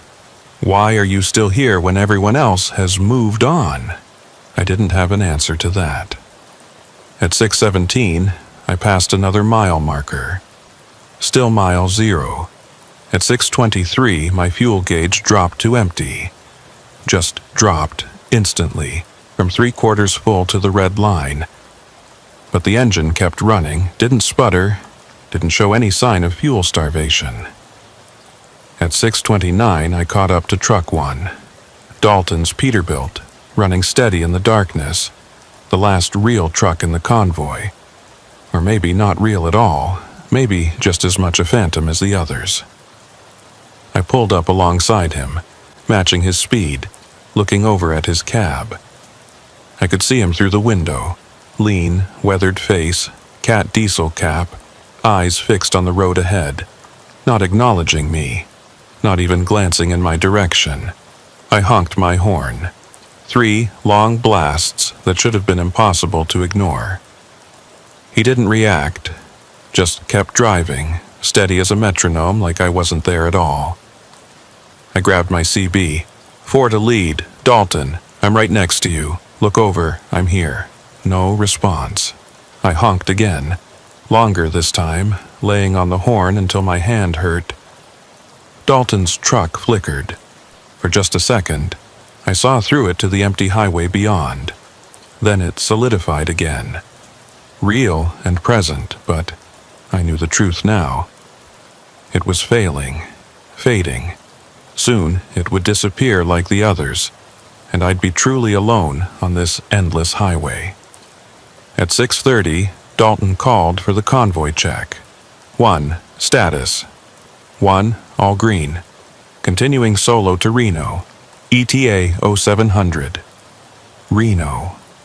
He still thought he was going to Reno. Still believed in the delivery, the deadline, the reality of the run. I wanted to shake him, to make him see that we weren't going to Reno, that we weren't going anywhere, that we were trapped in a loop between mile markers that all read 0. But I couldn't reach him. He was in his own version of this nightmare, following his own GPS, believing his own instruments, completely unaware that I was right next to him. At 6:34, his truck started to fade. Slowly at first, becoming slightly transparent, then more so, until I could see the road through him, the center line running straight through the middle of his trailer. "Dalton!" I shouted into the CB. "Hold on! Don't let it take you!" But he was already gone. The Peterbilt evaporated into nothing, and I was alone on the highway with only the pickup truck behind me for company. I slowed down, stopped, sat in the middle of the road with my engine idling and my hands shaking on the wheel. The pickup pulled up behind me and stopped, maintaining that perfect distance. I could see my doppelganger clearly now. It was me, exactly me, down to the scar on my left eyebrow from a childhood bike accident. But its eyes were wrong, too knowing, too aware. It lifted one hand from the wheel and pointed forward, down the highway, into the darkness. The message was clear: keep driving. That's all there is, that's all there's ever been. I looked at my dashboard. The clock read 6:47 a.m. The sun should have been up an hour ago, should be painting the desert in shades of gold and orange. But the darkness was absolute, eternal, and I was alone in it except for my own shadow. At 6:52, I put the truck in gear and started driving again. Because what else could I do? The highway stretched ahead, identical to every mile I'd already driven, identical to every mile I would ever drive. Mile marker 0 repeated endlessly on both sides of the road, and in my mirror, the pickup followed. Always there, always watching, always waiting for me to realize the truth. That I was the last truck in line, and the last truck is always alone. Time had lost all meaning. My dashboard clock cycled through random numbers. 6:47, then 3:22, then 9:15, then back to 3:33. It would freeze for long stretches, then jump forward or backward in chunks that made no sense. I stopped trying to track it. The darkness never changed. No hint of dawn, no stars, no moon, just black emptiness beyond the reach of my headlights, and the highway rolling out beneath me like a treadmill, going nowhere forever. I'd been driving for what felt like hours since Dalton's truck disappeared, or maybe minutes, or maybe days. Without external reference points, without the passage of the sun or the changing of the landscape, there was no way to measure time's passage except by the slow deterioration of my own mind. The pickup truck was still behind me, always behind me. My doppelganger drove with inhuman patience, never speeding up, never falling back, never showing any sign of fatigue or boredom or doubt. I'd tried everything to lose it. Sudden accelerations, hard braking, weaving across both lanes, even driving with my lights off for a terrifying minute that nearly sent me off the road. Nothing worked. The pickup matched every maneuver perfectly, like it was reading my thoughts before I executed them. Maybe it was. At some point, the clock read 4:17, though that meant nothing. I tried an experiment. I said out loud, without touching the CB, "If you can hear me, flash your lights 3 times. The pickup's headlights flashed. 1, 2, 3. My heart sank. It wasn't just following me, it was listening, watching, aware of everything I did, everything I thought. "What are you?" I asked the darkness. The CB crackled. My voice came through. "I'm what you become when you realize the truth. I'm the part of you that understands this highway never ends, that the convoy was always a fiction, that you've been alone from the beginning. I'm waiting for you to accept it." "Accept what?" "That you're already me. You're already here. This conversation you think you're having it with yourself. I'm not following you. You're remembering me. You're looking back at where you've already been." I punched the steering wheel hard enough to hurt my hand. "That doesn't make any sense. I'm here now, driving north. I'm heading somewhere." "Where? Name your destination." "Reno, the delivery. The client needs—" "What client? What company? What cargo are you carrying?" I opened my mouth to answer and realized I couldn't remember. I knew I was hauling electronics, computer components, something for a product launch. But I couldn't visualize the boxes, couldn't recall the company name from the paperwork, couldn't remember a single specific detail about what was in my trailer.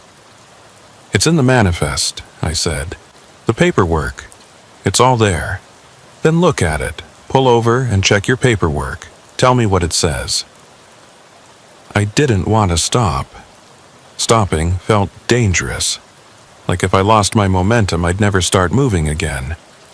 But I also couldn't shake the growing dread that the voice was right, that I'd been hauling nothing, heading nowhere since the beginning.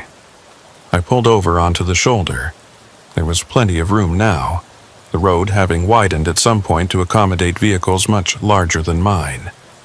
I put the truck in park, left the engine running, and grabbed my clipboard from the passenger seat. The manifest was there, multiple pages clipped together. I flipped to the cargo description. The page was blank. Not empty.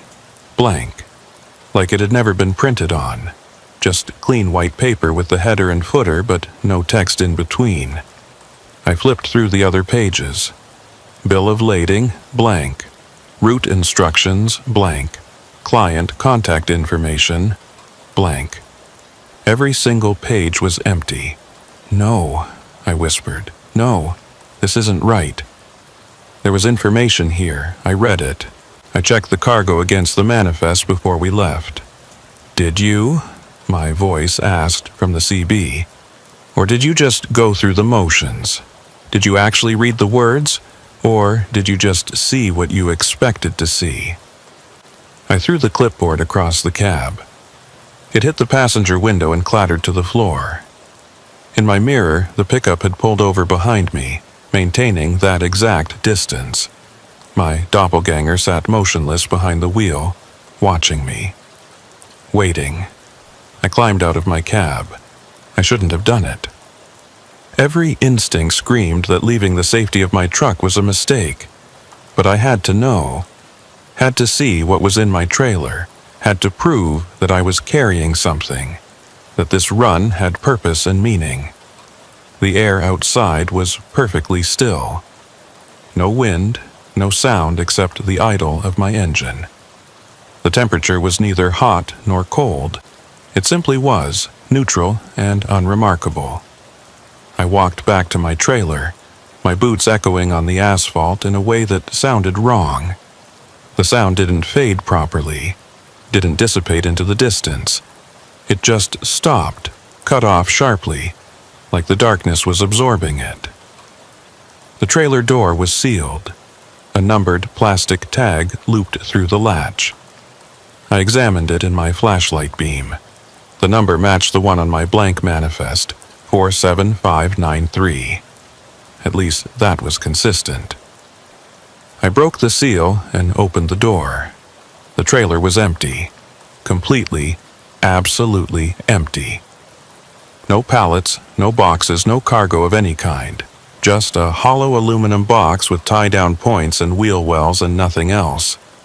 I stood there staring into the empty space, my flashlight beam cutting through the darkness inside, illuminating nothing. "You're hauling shadows," my voice said from somewhere behind me.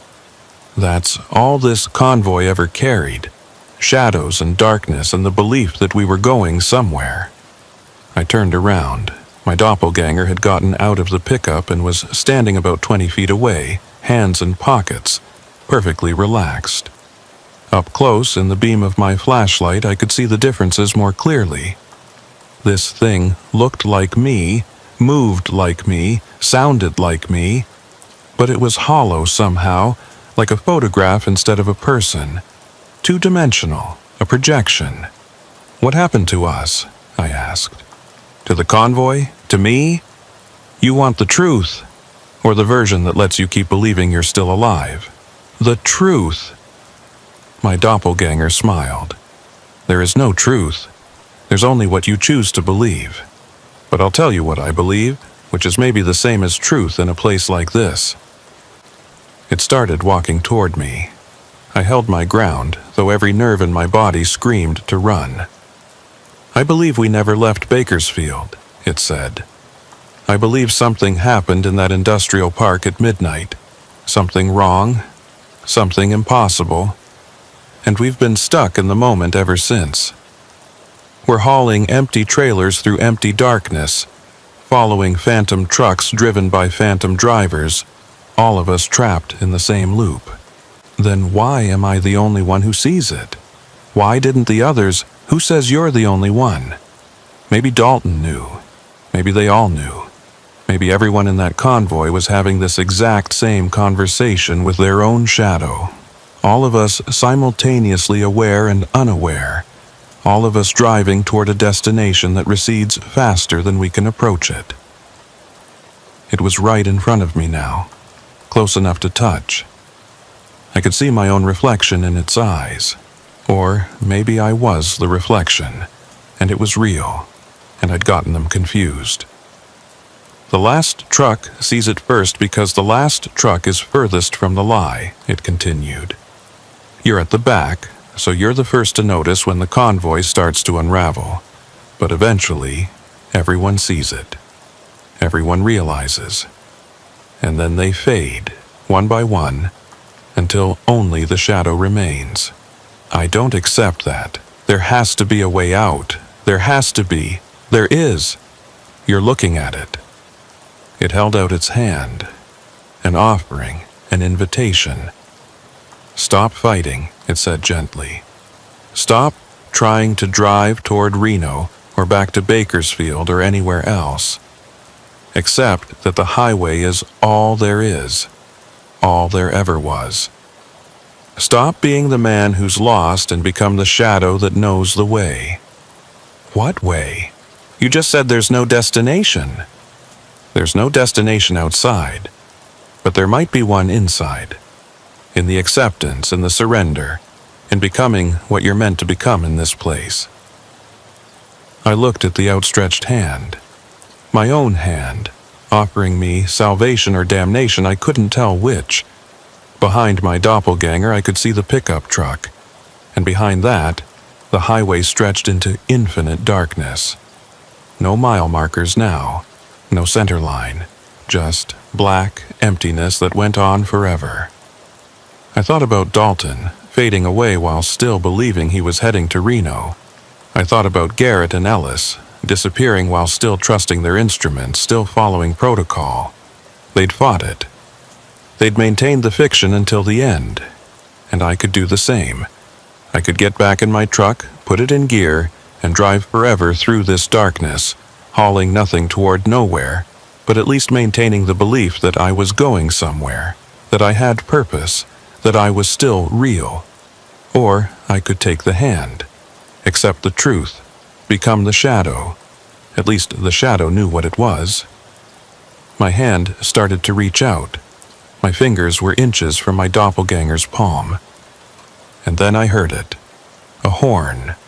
Distant, faint, but definitely there. A truck horn blaring 3 times in rapid succession. I jerked my hand back and spun around, looking down the highway in the direction I'd been traveling. Far in the distance, barely visible, I could see lights, taillights, multiple sets of them moving together in formation. The convoy. That's not real, my doppelganger said. Its voice had changed, become urgent, almost desperate. It's a trick, a reflection. They're gone. You saw them disappear. But the lights were getting brighter, which meant they were getting closer. Or I was getting closer to them. The distance was collapsing. The horn blared again. 3 short blasts. An invitation or a warning, I couldn't tell which. If you go toward them, you'll just loop back to the beginning, my doppelganger said. You'll be right back here having this same conversation, making this same choice. The highway doesn't let you escape. It only lets you choose how you experience the trap. Maybe, I said, but I'd rather be trapped trying to reach something than trapped accepting nothing. I ran back to my cab, yanked open the door, and threw myself into the driver's seat. My hands fumbled with the gear shift, and I could hear my doppelganger shouting something behind me, but I didn't listen. I slammed the door, put the truck in gear, and floored the accelerator. The engine roared, the truck lurched forward, and in my rearview mirror, I saw my doppelganger standing in the middle of the highway, getting smaller and smaller, until the darkness swallowed it completely. The pickup truck was gone. The road behind me was empty. I drove toward the distant taillights, and they grew closer with every second. I could make out individual trucks now, 3 of them, running in formation, exactly where they should be. My CB crackled to life. Status check, Dalton's voice, clear and steady. 1, all green. 2, no issues, Garrett said. 3, maintaining position, Ellis confirmed. A long pause, then 4, Hayes, you copy. I grabbed the mic, my hand shaking. 4, copy, I'm here, I'm right behind you. Another pause, longer this time. Hayes, where the hell have you been? You dropped off comms for over an hour. An hour, May. We've been trying to raise you. I looked at my dashboard clock. It read 6:52 a.m., the same time it had read when I'd gotten out of my truck to check the trailer. No time had passed, or all time had passed, or time had fractured and reformed and I'd slipped through a crack in it. Had some radio trouble, I said. But I'm good now, back in position. Copy that, stay tight. We're 20 minutes out from Reno. I looked out my windshield. The darkness was fading, just at the edges a gray twilight creeping in from the east. And on the horizon I could see lights. Real lights, city lights, Reno, glowing in the pre-dawn darkness like a promise. We were almost there. We were going to make it. I glanced in my rearview mirror. The road behind me was empty. No pickup truck, no doppelganger. Just normal highway with normal mile markers and the first hints of approaching dawn. I'd made it through. I'd escaped, or had I? Because as I watched the convoy ahead of me, I noticed something that made my blood run cold. There were only 3 trucks. Dalton, Garrett, Ellis. Trucks 1, 2, and 3. Where was I in the formation? I was following truck 3, maintaining proper distance, running in the 4th position. But if there were only 3 trucks in the convoy and I was the 4th truck... 4 to convoy, I said slowly. Quick count check. How many trucks do we have? 3 trucks, Dalton responded immediately. 1, 2, 3, why? Just confirming, I said. I looked at my mirrors again. Behind me, the highway was empty. No truck 4, no Wyatt Reeves hauling electronics to Reno. Because I was truck 4, and truck 4 had been missing for over an hour. Which meant the CB crackled. My own voice came through. You chose to keep driving. That's all you needed to do. Accept the pattern. Follow the lights. Don't ask questions. I didn't respond. I couldn't, because I was starting to understand. The doppelganger hadn't been trying to trap me. It had been trying to warn me. By refusing to accept what I'd become, by choosing to chase the convoy instead of surrendering to the truth, I'd locked myself into a different kind of loop. One where I'd follow these 3 trucks forever, always maintaining position, always checking in, always convinced I was heading toward Reno even though Reno would never arrive. The city lights on the horizon weren't getting closer. They were staying at the same distance, perfectly fixed, a mirage that would never resolve into reality. And I'd drive toward them forever, following taillights that might or might not be real, checking in on a radio that might or might not be broadcasting, hauling cargo that might or might not exist. The last truck in line, always watching, always following, always alone, even when surrounded by the convoy. At 7:04 a.m., Dalton called for a status check. 1, all green. 2, no issues.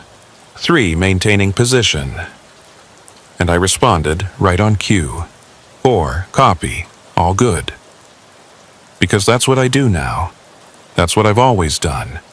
That's what I'll do forever. Follow the pattern. Follow the lights. Don't ask questions. The last truck sees it first. But seeing doesn't mean escaping. It just means you understand what you've become. The city lights never got closer. I'd been watching them for what my clock said was 15 minutes, but what felt like hours, and they remained fixed on the horizon like a painting, perfectly detailed but utterly unreachable. We passed mile marker 174, then 175, then 176. Real numbers now, real progress, except when I checked my GPS, it showed us still at mile marker 152, the same reading it had shown for the past 20 minutes. The instruments lie, or they tell the truth. There's no way to know which anymore. The sky was getting lighter, a dull, gray illumination that didn't come from any particular direction. Not a sunrise, just a lessening of the absolute darkness, like someone had turned up a dimmer switch fractionally. It was enough to see the landscape now, flat, desert, scrubland stretching to distant mountains, the same view I'd been seeing all night. Or maybe not the same. I couldn't shake the feeling that the mountains had changed position, that the scrub brush looked subtly different than it had the last time I'd noticed it. At 7:21, Garrett's voice came over the CB, and he sounded worried. 2 to lead. I'm getting some weird readings.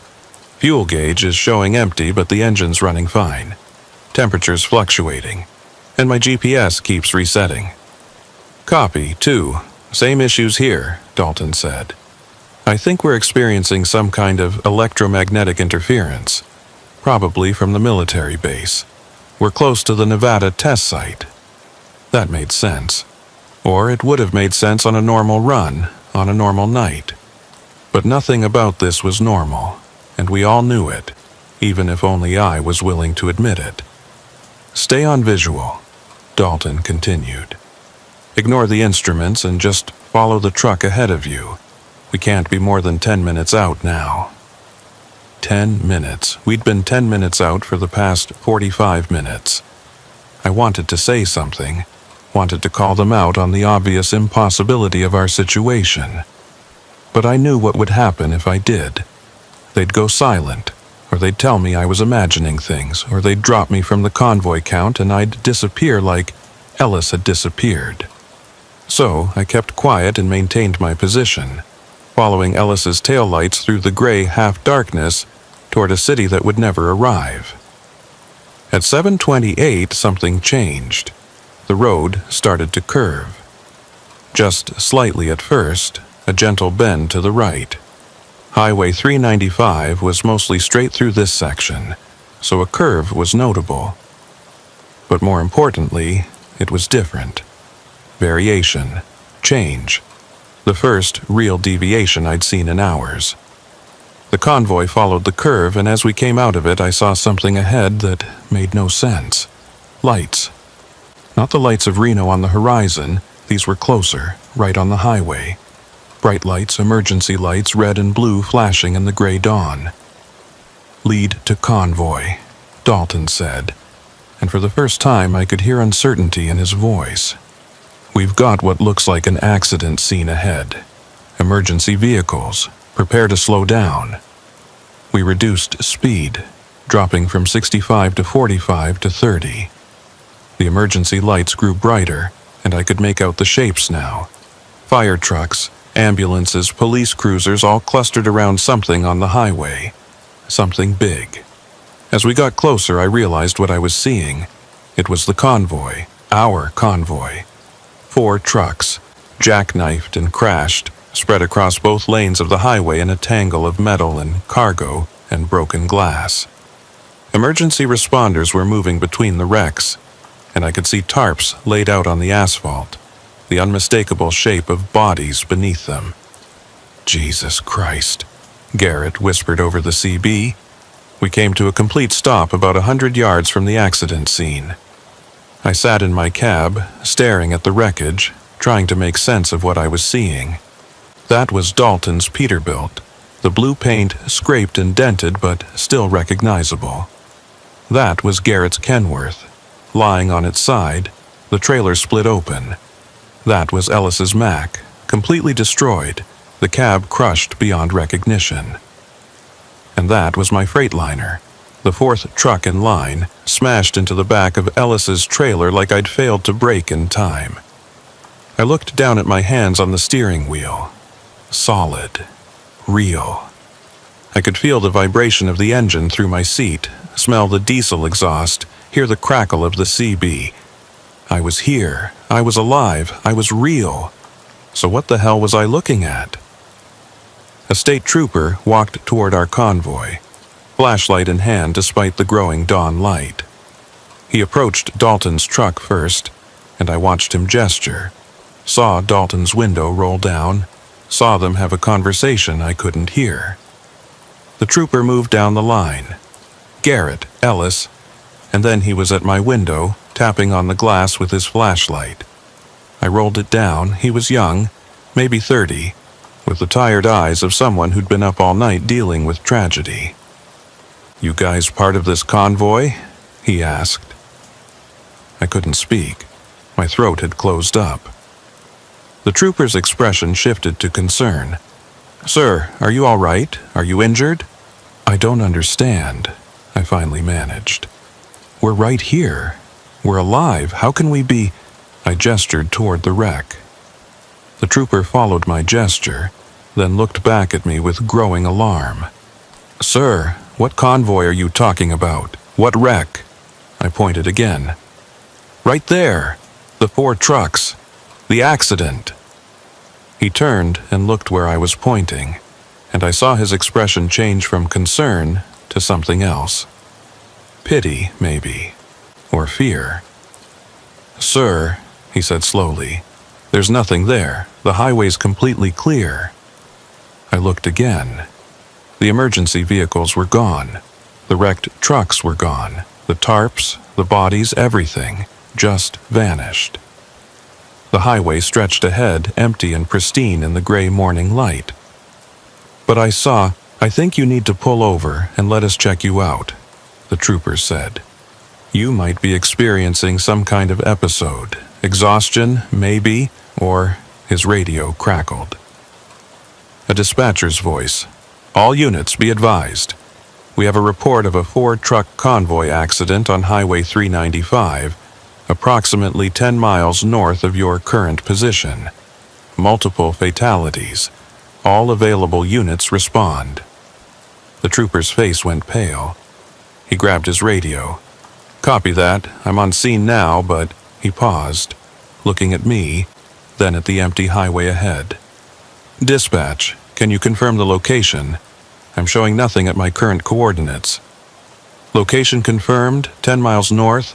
Fire department is en route. Estimated arrival 10 minutes. Copy." He turned back to me. "Sir, I need you to stay here. Don't move your vehicle. I'm going to call this in to my supervisor." He walked back toward his patrol car, radio in hand, leaving me sitting in my truck with more questions than answers. I looked at my CB. "Dalton? Garrett? Ellis? Anyone copy?" No response. Not even static. The CB was dead. I looked ahead at the other 3 trucks in the convoy. They were still there, engines idling, exactly where they'd been. But as I watched, Dalton's truck started to fade, slowly becoming transparent, and I could see through it to the highway beyond. Then Garrett's, then Ellis's. Within 30 seconds, they were gone. I was alone on the highway with the state trooper in his patrol car, and ahead of us, 10 miles north, there was an accident scene where 4 trucks had crashed. 4 trucks driven by 4 drivers who had left Bakersfield at midnight and never made it to Reno, including me. I looked down at my hands again. They were starting to fade too, becoming translucent, and I could see the steering wheel through them. "No," I whispered.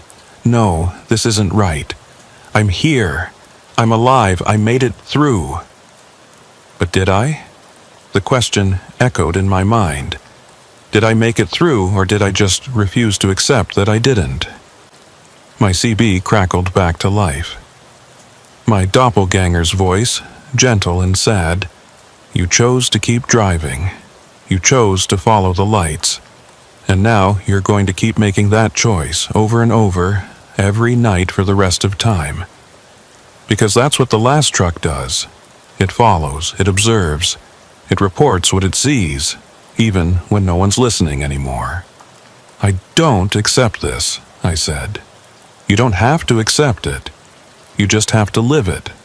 Or whatever this is. Living or not living, being or not being, does it really matter which?" I looked in my rearview mirror.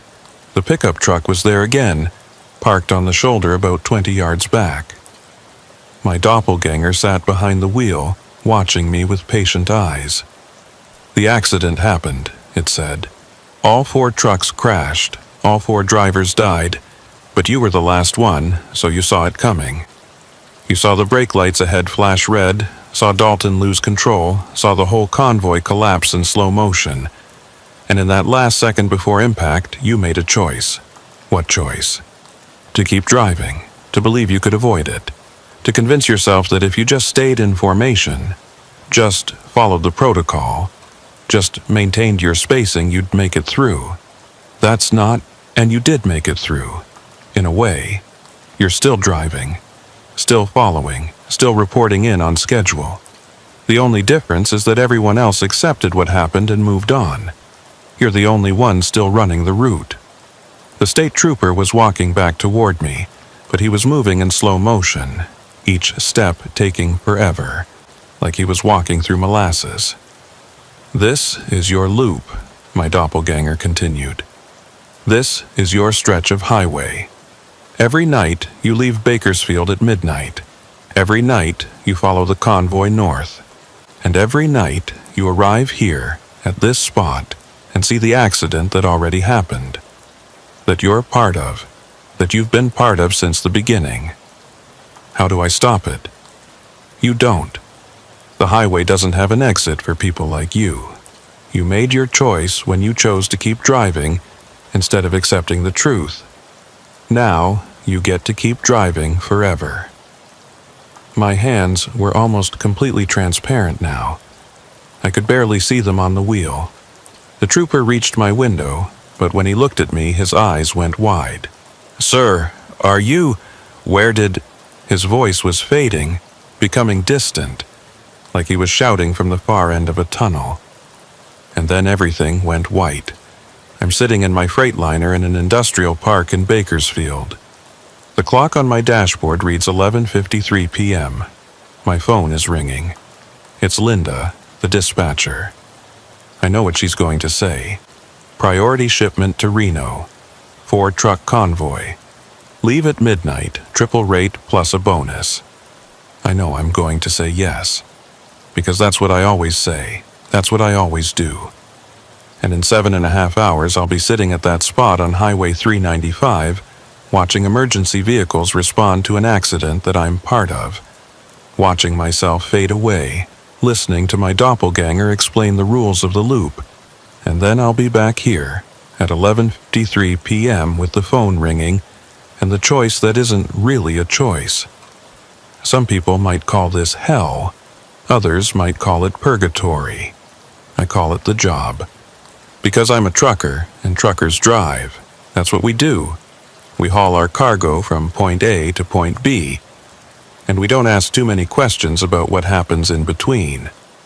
Even when point B is the same as point A. Even when the cargo is ourselves.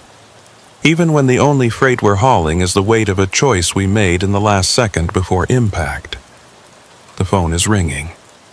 I'm going to answer it. I always answer it. And in the morning, if morning ever comes, someone will find 4 trucks crashed on Highway 395, 10 miles north of the last place I remember being real.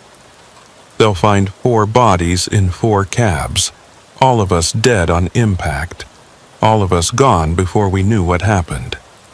But one of those bodies won't quite be dead, not completely, because I'm the last truck in line, and the last truck always sees it first. Sees the crash, sees the death, sees the loop, and chooses to keep driving anyway. The phone is ringing. I pick it up. "Reeves," I say, my voice steady and professional. "Yeah, I'm available. What's the run?"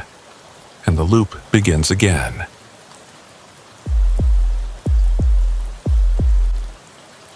I need to tell you about a convoy I drove in November of 2018. Or maybe I didn't drive it. That's the thing. I'm not entirely sure anymore what really happened that night, and the more I try to piece it together, the less sense any of it makes. My name is Cole Brixton, and I've been hauling freight for about 14 years. I'm based out of Omaha, Nebraska, running mostly regional routes through the Midwest. It's steady work, decent pay, and I know the roads well enough that I could probably drive them blindfolded. I'm not the type to see things that aren't there or make up stories. I'm a practical guy, boring even. My ex-wife used to say I had all the imagination of a parking meter. But what happened that November still haunts me, and I can't explain it no matter how hard I try. It started with a phone call on November 17th, a Saturday night around 10:30 p.m. I was at home watching TV, halfway through a beer, when my cell phone rang. Unknown number, but I answered anyway. In this business, you never know when it might be a dispatcher with a last-minute, high-paying run. "Is this Cole Brixton?" A woman's voice, professional, slightly distorted like she was calling from a bad connection. "Yeah, that's me. Who's this?"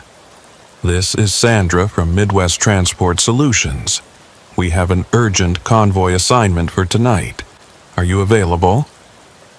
I'd never heard of Midwest Transport Solutions, but that wasn't unusual. The freight industry has hundreds of small companies and brokers, and I'd worked with dozens of different outfits over the years. "Depends on the run and the pay," I said. 6-truck convoy, Omaha to Sioux Falls, South Dakota. Medical supplies and equipment. Client needs delivery by 6 a.m. tomorrow. We're offering $2,000 for the run. I sat up straighter. $2,000 for a 300-mile haul was extremely good money, suspiciously good. "What's the catch?" I asked. "No catch. The client is a hospital network that had a supply chain failure. They need these materials for scheduled surgeries tomorrow morning. Time is critical, so we're paying premium rates for guaranteed overnight delivery." That made sense. Medical facilities didn't run on convenient schedules, and emergency supply runs weren't uncommon. "Who else is in the convoy?" I asked. 5 other experienced drivers. You'd be truck number 4. Lead driver is a man named Jackson Hart. He's done convoy work for us before. I thought about it for maybe 10 seconds. $2,000 was 2 months of mortgage payments. My truck was fueled and ready to go, and Sioux Falls was a straight shot north on I-29. Easy driving, good roads. "I'm in," I said. "Where's the staging point?" "North Omaha Distribution Center off Highway 75. Be there by midnight. Jackson will brief everyone on protocols and timing." "Got it. I'll see you there." "Actually, I won't be there. This is dispatch only, but Jackson will have all the information you need. Drive safe, Mr. Brixton." She hung up before I could ask any follow-up questions. I looked at the clock. It was 10:37 p.m., which gave me about 80 minutes to get to the staging area. I grabbed my keys, my overnight bag, and headed out to my truck. The drive to the distribution center took 20 minutes. It was a cold November night, temperature in the mid-30s, with a light wind that made it feel colder. The roads were mostly empty, just a few cars and the occasional truck heading to or from the interstate. I pulled into the distribution center at 11:48 p.m. It was a large facility with multiple loading docks and a sizable parking lot. 5 trucks were already there, lined up near the main gate, engines running, exhaust rising into the cold night air. I pulled into the 6th position and killed my engine. As I climbed down from the cab, a man walked over from the lead truck. He was maybe 45, tall and lean, with short graying hair and a weathered face that suggested years of outdoor work. "Cole Brixton?" he asked, extending his hand. "That's me. You must be Jackson." "Jackson Hart, yeah. Glad you could make it on short notice." He had a firm handshake and direct eye contact. "Let me introduce you to the others." We walked down the line of trucks. The 2nd position was driven by a younger guy named Travis, probably late 20s with nervous energy and a ready smile. 3rd position was Marcus, an older black man with gray in his beard and calm, intelligent eyes. 5th position was driven by a woman named Sarah, the first female trucker I'd met in a convoy, though that was becoming more common. Sixth position was handled by a quiet guy named Raymond, who just nodded when introduced. "All right, everyone gather around," Jackson said once introductions were done. "Let me brief you on the run." We formed a loose circle under the harsh fluorescent lights of the parking lot. Jackson pulled out a tablet and showed us a route map. Straight shot north on I-29 from here to Sioux Falls. 310 miles, estimated drive time 5 hours, accounting for convoy speed restrictions. We're hauling medical supplies, surgical equipment, pharmaceuticals, blood products. Everything is temperature sensitive and time critical. "What's the convoy protocol?" Marcus asked. "Standard formation, 200-foot spacing. Speed limit is 70 on most of this route, but we'll maintain 65 for safety. CB Channel 19 for primary comms, Channel 23 for backup. Check in every 30 minutes on the half hour, 12:30, 1 o'clock, etc. Questions so far?" "What happens if someone has a mechanical issue?" Sarah asked. "We assess on the spot. If it's fixable in under 10 minutes, we wait. Otherwise, that truck drops out and continues solo while the rest of the convoy pushes forward. The client needs at least 4 trucks to arrive together, so we have a 2-truck buffer." "What about fuel stops?" Travis asked. "Nobody should need fuel. This is a 5-hour run, and everyone should have at least half a tank. But if someone's running low, call it in immediately and we'll coordinate a quick stop." Jackson looked around the circle. "This is a straightforward run, people. Good roads, good weather, good pay. But the client is very particular about timing. We leave at midnight sharp, and we need to roll into Sioux Falls no later than 5:30 a.m. Everyone clear?" We all nodded or voiced agreement. "Good. Load checks are done. Dispatch confirmed all cargo is secure. Do your own pre-trip inspections and be ready to roll in 10 minutes." I walked back to my truck and did my inspection. Everything looked good. Tires, lights, brakes, coupling, cargo seals. The trailer was a standard refrigerated unit, and I could hear the cooling system humming. Temperature gauge on the side read 38 degrees Fahrenheit, right in the safe zone for medical supplies. At 11:58 p.m., Jackson's voice came over the CB. "Convoy check. Sound off by position." "1, ready," Jackson said. 2, good to go, Travis responded. 3, ready, Marcus said in his deep, calm voice. 4, ready, I said. 5, all set, Sarah confirmed.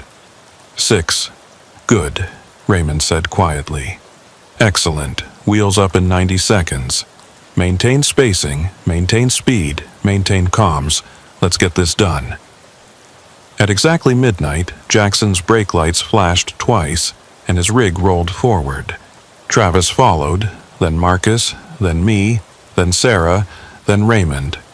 We formed a line of lights cutting through the darkness. 6 trucks moving as one unit, heading toward the interstate. The first 30 minutes were completely routine. We merged onto I-29 North, settled into formation at 65 miles per hour, and watched the mile markers tick by. The highway was nearly empty. Just us and the occasional car passing in the opposite direction. The night was clear, stars visible overhead, temperature holding steady in the mid-30s. At 12:30, Jackson called for the first check-in. Convoy check, sound off. 1, all systems green. 2, no issues. 3, good here. 4, all good, I said. 5, maintaining position. 6, status green. Roger. Next check at 1 o'clock. Keep it tight, everyone. I settled into the familiar rhythm of highway driving, watching Marcus's taillights ahead of me, occasionally glancing at my mirrors to confirm Sarah was maintaining proper spacing behind me, monitoring my gauges, staying alert but relaxed. At 12:47, something small caught my attention. We passed a mile marker that read 92, which seemed right for our location, but something about it looked off. The reflective surface was too bright, or the wrong shade, or positioned at a slightly wrong angle. I couldn't put my finger on what bothered me about it, but it nagged at me. At 12:53, we passed another mile marker. Mile 97. Again, something felt wrong about it, though I couldn't say what. I keyed my CB. For a convoy. Anyone else think the mile markers look weird tonight? There was a pause. Then Travis responded. 2 here. What do you mean by weird? I don't know, just off somehow, different than usual. Marcus's voice. 3 here. I see what you mean.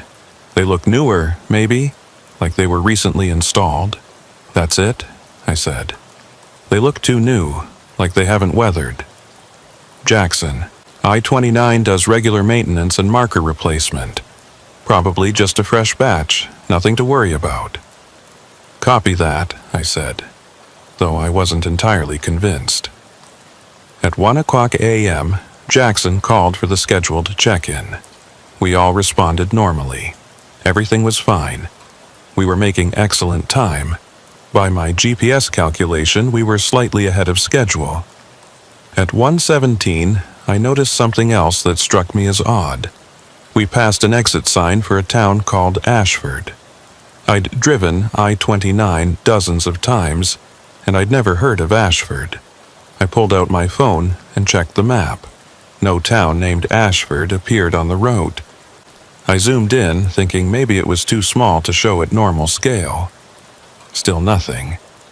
The highway went through several small towns, Percival, Hamburg, Tabor, but no Ashford. For a convoy, I said. Did we just pass an exit for Ashford? Affirmative, Jackson said. Small town, about 2 miles east of the highway. I'm not seeing it on my map. Probably too small to register. Population can't be more than a few hundred.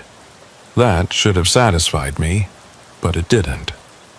Small towns still showed up on GPS maps, even if they were just a dot and a name. At 1:23, we crossed the state line into Iowa, or at least we should have crossed the state line.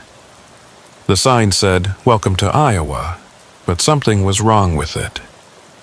The state outline was slightly off, the dimensions not quite right, and the welcome message was phrased strangely. Iowa welcomes careful drivers. I'd crossed this border 100 times. The actual sign said Iowa, Fields of Opportunities. This was different. For a convoy. Anyone else notice something off about the Iowa welcome sign? Silence on the CB. Lead, did you copy? Negative, 4. Radio's getting some interference. Repeat your last. The welcome sign, Iowa. Did it look normal to you? More static. Then Jackson's voice distorted. Looked fine to me. Standard sign. Why? I decided to drop it. Maybe I was tired or maybe my memory was off. But I was starting to feel uneasy about this run. At 1:30, during the check-in, I counted the responses carefully. 1. All systems green. 2. No issues. 3. Maintaining position. 4. All good, I said. 5. Status green. 6. Good here. 6 trucks. 6 responses. Everything normal. But something in the back of my mind whispered that I should count again, that the numbers didn't add up right somehow. At 1:44, we passed a rest area.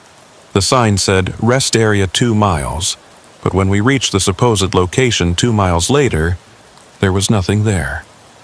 No rest area, no exit, no buildings, just highway continuing north through flat Iowa farmland. Ford to lead. I thought we just passed a rest area sign. Affirmative. Must have been closed for renovation. But there was nothing there. Not even a closed facility. Just nothing. Jackson's voice came back after a long pause. Copy that, 4. Sometimes they remove the facilities but leave the signs up temporarily. I wouldn't worry about it. But I was worrying about it, because things were starting to add up in a wrong way, and I was beginning to suspect that something was very off about this convoy. At 2 o'clock, Jackson called for the check-in. Convoy check, sound off. 1, all systems green. 2, no issues. 3, good here. 4, all good, I said. 5, maintaining position. 6, status green. 7, no problems. I grabbed my CB mic immediately. Wait, 7? Who said 7? Silence. Someone just called in as Truck 7. Who was that? Jackson's voice. 4. This is a 6-truck convoy. Nobody called in as 7. I heard it right after Raymond. Someone said 7, no problems. Travis. I didn't hear anything after 6. Sarah. Me neither. Just 6 trucks checking in. Marcus. Cole, you feeling all right? Maybe pull over and take a break if you need one. I'm fine. I heard a 7th truck. Someone else is on this channel. Jackson. 4. I need you to calm down. There are 6 trucks in this convoy. 6 drivers. No one else on this frequency. If you're experiencing fatigue or confusion, let me know and we'll address it. But right now, you're creating a distraction. I bit back my response. They hadn't heard it. Somehow, only I had heard that 7th voice calling in, which meant either I was hallucinating or something very wrong was happening with the radio or with the convoy itself. At 2:13, I made a decision. I pulled out my phone and opened the voice recorder app. If I heard that 7th voice again, I'd record it. Then I'd have proof. At 2:27, we passed a billboard advertising Heartland Family Restaurant, next exit. I'd never seen that restaurant before, but Iowa was full of small diners and family places. Nothing unusual. But when we reached the next exit, there was no restaurant. No buildings at all. Just an empty off-ramp leading to a county road that disappeared into darkness. At 2:30, Jackson called for the check-in. I hit record on my phone. Convoy check, sound off. 1, all systems green. 2, no issues. 3, maintaining position. 4, all good, I said. 5, status green. 6, good here. I waited, my phone recording. My hand tense on the CB mic. Nothing. No 7th voice. Copy all. Next check at 3 o'clock. I stopped the recording and played it back, listening carefully through my earbuds. The check-in played back exactly as I'd heard it. 6 trucks. 6 voices. Nothing else. But I'd been so certain. So absolutely certain that I'd heard a 7th truck the last time. At 2:41, my GPS did something strange. The route line flickered and changed, showing us on a highway that didn't quite match I-29. The road number was right, but the path was subtly different. Like someone had redrawn the map with slightly wrong curves and exits. I zoomed out, trying to get my bearings. The state borders looked wrong too. Iowa's western border with Nebraska wasn't quite the right shape. And there were towns marked on the map that I'd never heard of, while familiar towns were missing. At 2:48, I saw headlights approaching from the opposite direction. A car moving fast. As it passed, I caught a glimpse of it in my side mirror. It was an old model, maybe from the 1970s or 80s, but it looked brand new. No rust, pristine paint. And the people inside, I only saw them for a second, but their faces looked wrong somehow. Too smooth, too perfect, like mannequins. At 2:53, Travis's voice came over the CB, and he sounded shaken. 2 to convoy. I need to report something weird. My odometer just reset to 0. What do you mean, reset? Jackson asked. I mean it was showing 82,000 miles, and now it's showing 0. Just zeroed out while I was watching it. Probably an electrical glitch, Jackson said. Is your engine running normally? Yeah, everything else is fine, just the odometer. Monitor it and let me know if anything else happens. Copy. At 3 a.m., Jackson called for the check-in. I recorded it again. Convoy check, sound off. 1, and all systems green. 2, no issues besides the odometer thing. 3, maintaining position. 4, all good, I said, though nothing was good. 5, status green. 6, good here. And then, clear as day.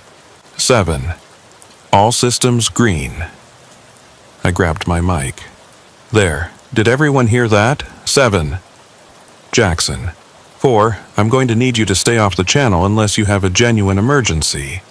No one is calling in as Truck 7. But I heard it, clear as anything.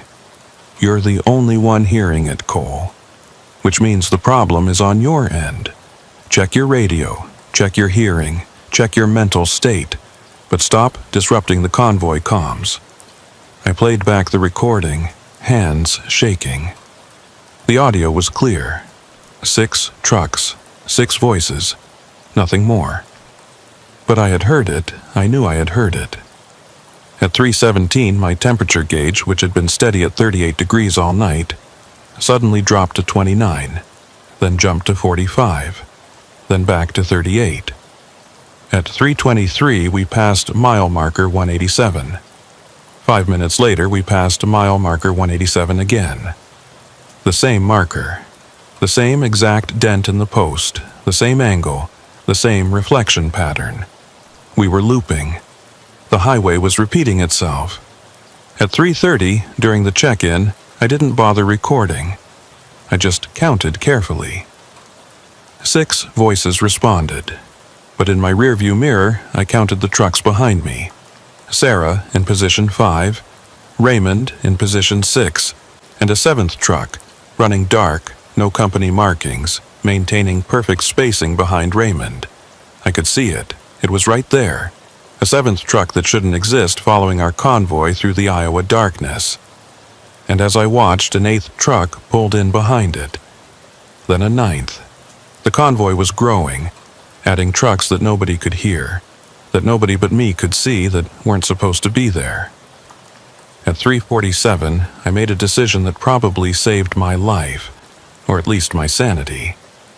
I slowed down, dropping from 65 to 50, creating a gap in the convoy formation. 4. Why are you falling back? Jackson asked. Need to check something. Possible tire issue. Can you make it to the next exit? Yeah, I'll catch up once I've assessed. Copy. Let us know when you're rolling again. I let the convoy pull ahead, watching their taillights disappear into the distance.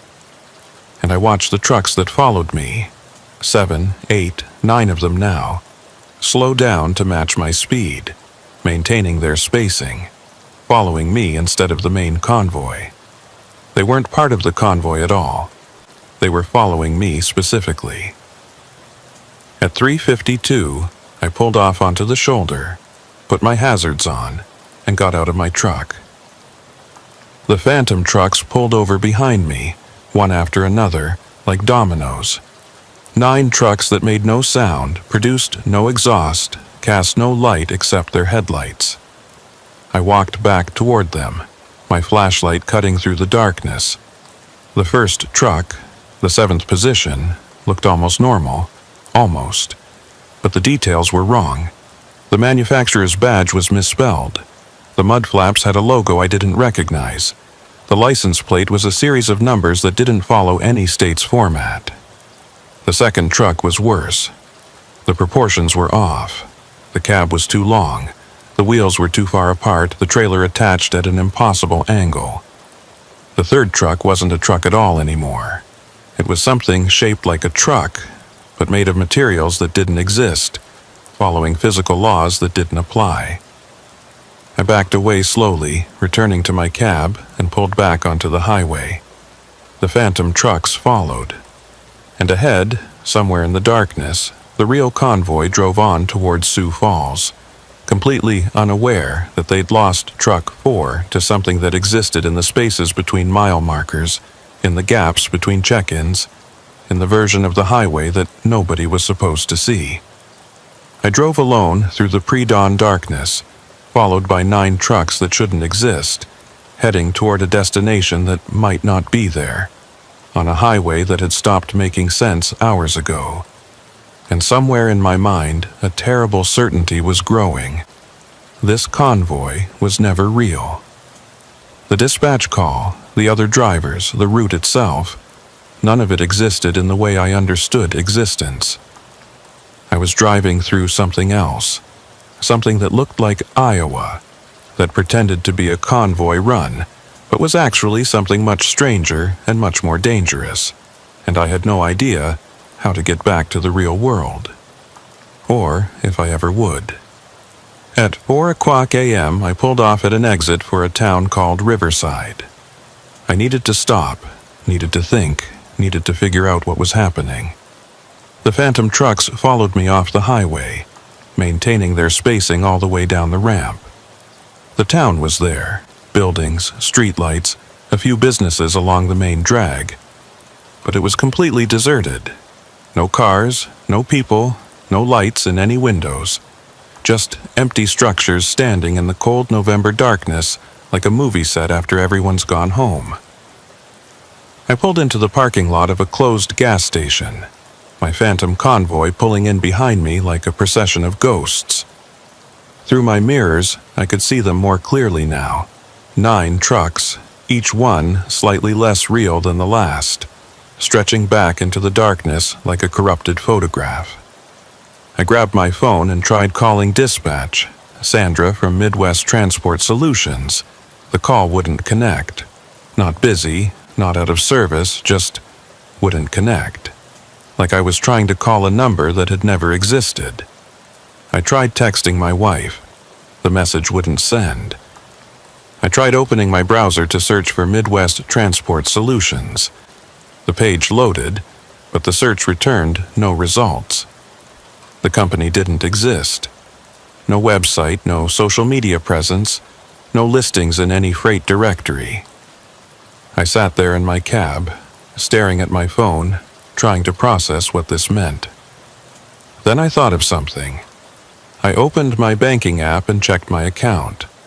If this convoy was real, there should be a contract signed, a payment arrangement, something in my records. There was nothing. No contract with Midwest Transport Solutions. No pending payment. No record of any kind that I'd agreed to this run. I checked my calendar. No entry for tonight's convoy. I checked my texts and call history. No call at 10:30 p.m. from Sandra or anyone else offering me this job. According to my phone, this convoy had never been scheduled. I had no reason to be here, no reason to be driving through Iowa in the middle of the night. But I was here. My truck was here. The phantom convoy behind me was here. All of it was real, in some sense, even if the record said otherwise.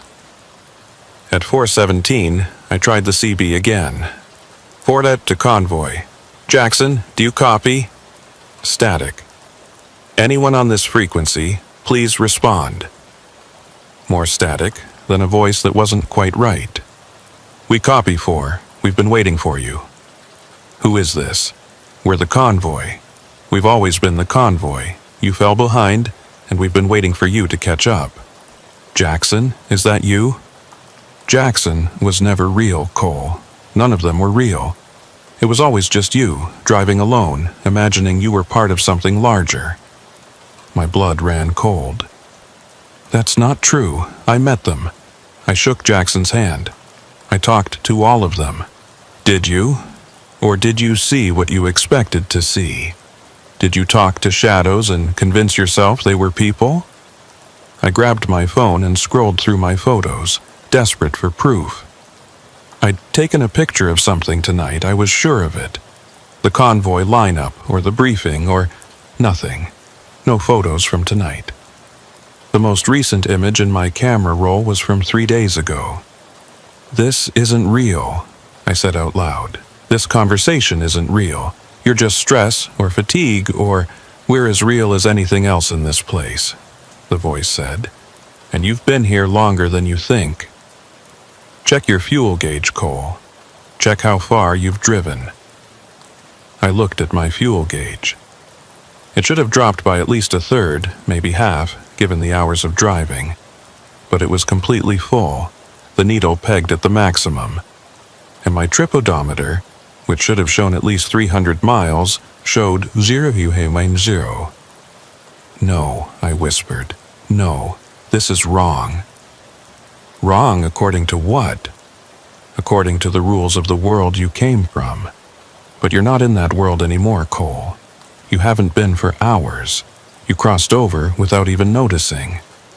"Crossed over into what?" "Into the spaces between.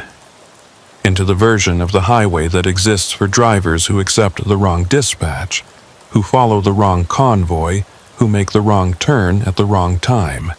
You're in the shadow road now, and the shadow road doesn't let people leave." I refused to accept it. Refused to believe that I'd somehow fallen out of reality without noticing, that everything tonight had been a trap or an illusion or whatever this was. "If this is the shadow road," I said, "then where's the real I-29? Where's the real convoy? Still running, probably. Still heading to Sioux Falls. But they don't remember you. They never had a truck 4. They left with 5 trucks, and they'll arrive with 5 trucks, and nobody will ever ask what happened to Cole Brixton because Cole Brixton was never part of their convoy." I started my engine. "Then I'll find the real highway. I'll get back to the real world." "You can try. Others have tried. But the shadow road is longer than the real road, and it has more exits, and every exit leads somewhere stranger than the last.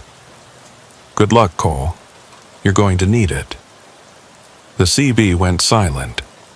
I sat there for a long moment, breathing hard, trying to think rationally. There had to be an explanation. Stress-induced hallucination. Carbon monoxide poisoning. Some kind of elaborate prank. Anything but the impossible thing the voice had suggested. I looked in my rearview mirror. The 9 phantom trucks were still there, idling silently, waiting for me to make a decision. I put my truck in gear and pulled out of the gas station parking lot. If this was the shadow road, then somewhere there had to be an entrance, which meant there had to be an exit.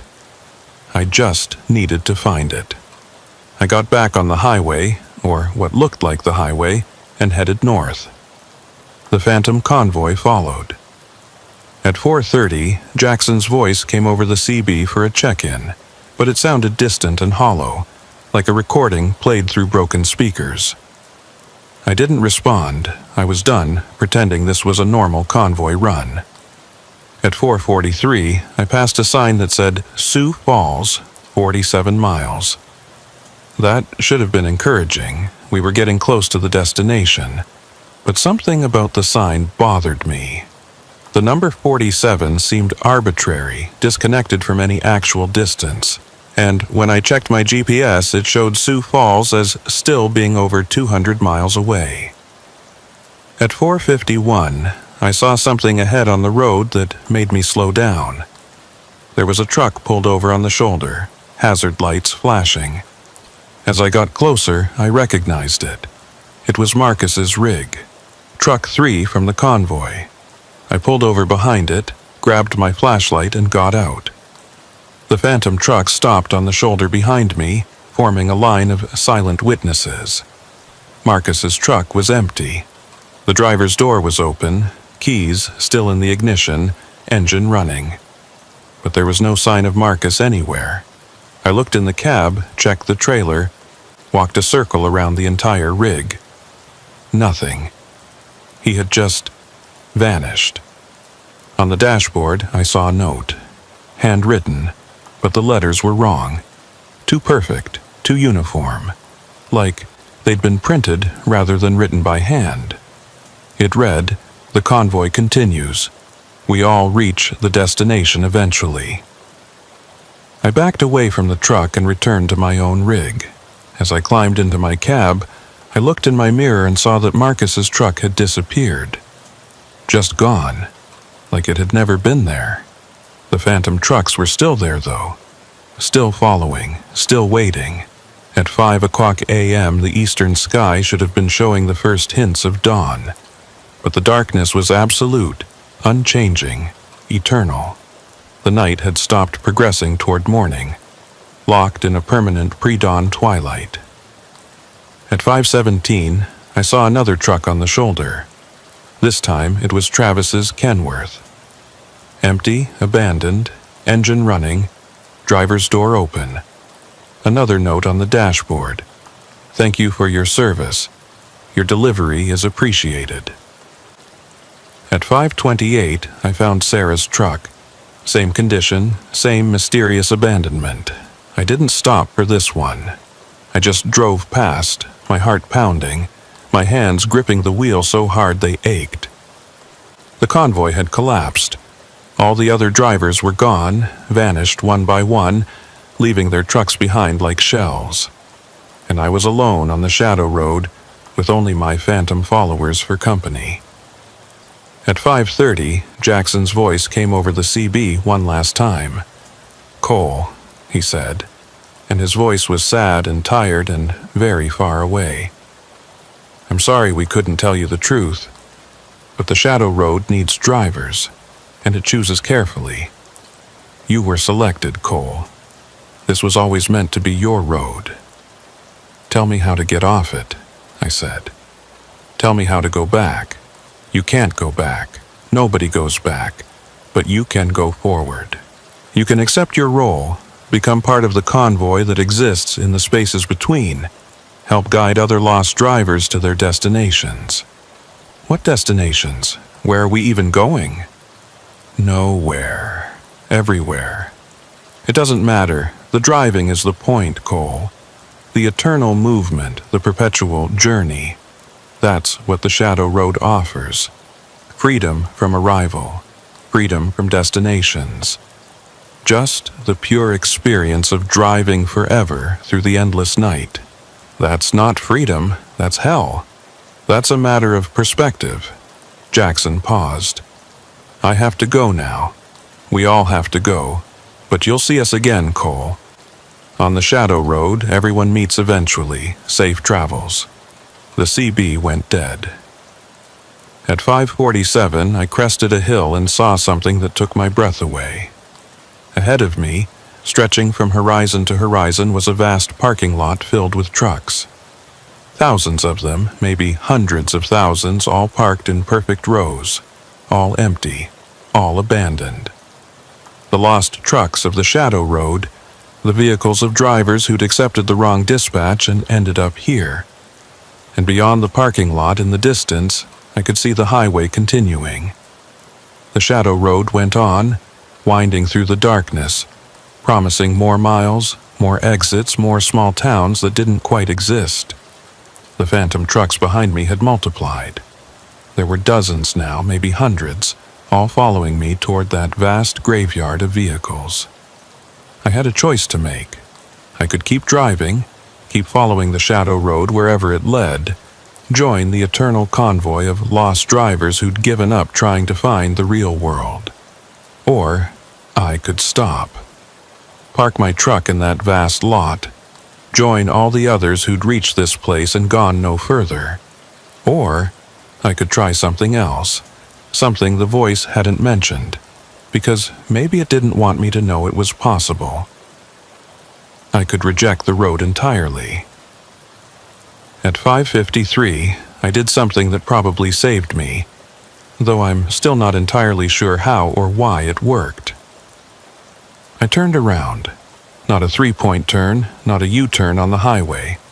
I literally turned the truck around, driving backward, facing the wrong direction, heading south when the Shadow Road only ran north. The highway didn't like it. The pavement started to crack beneath my tires. The mile markers began spinning backward.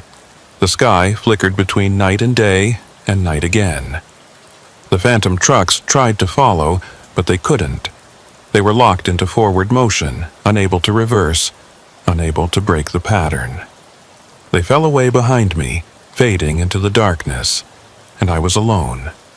I drove backward for what felt like hours, watching the mile markers count down, watching the sky gradually shift from black to gray to the first hints of real dawn.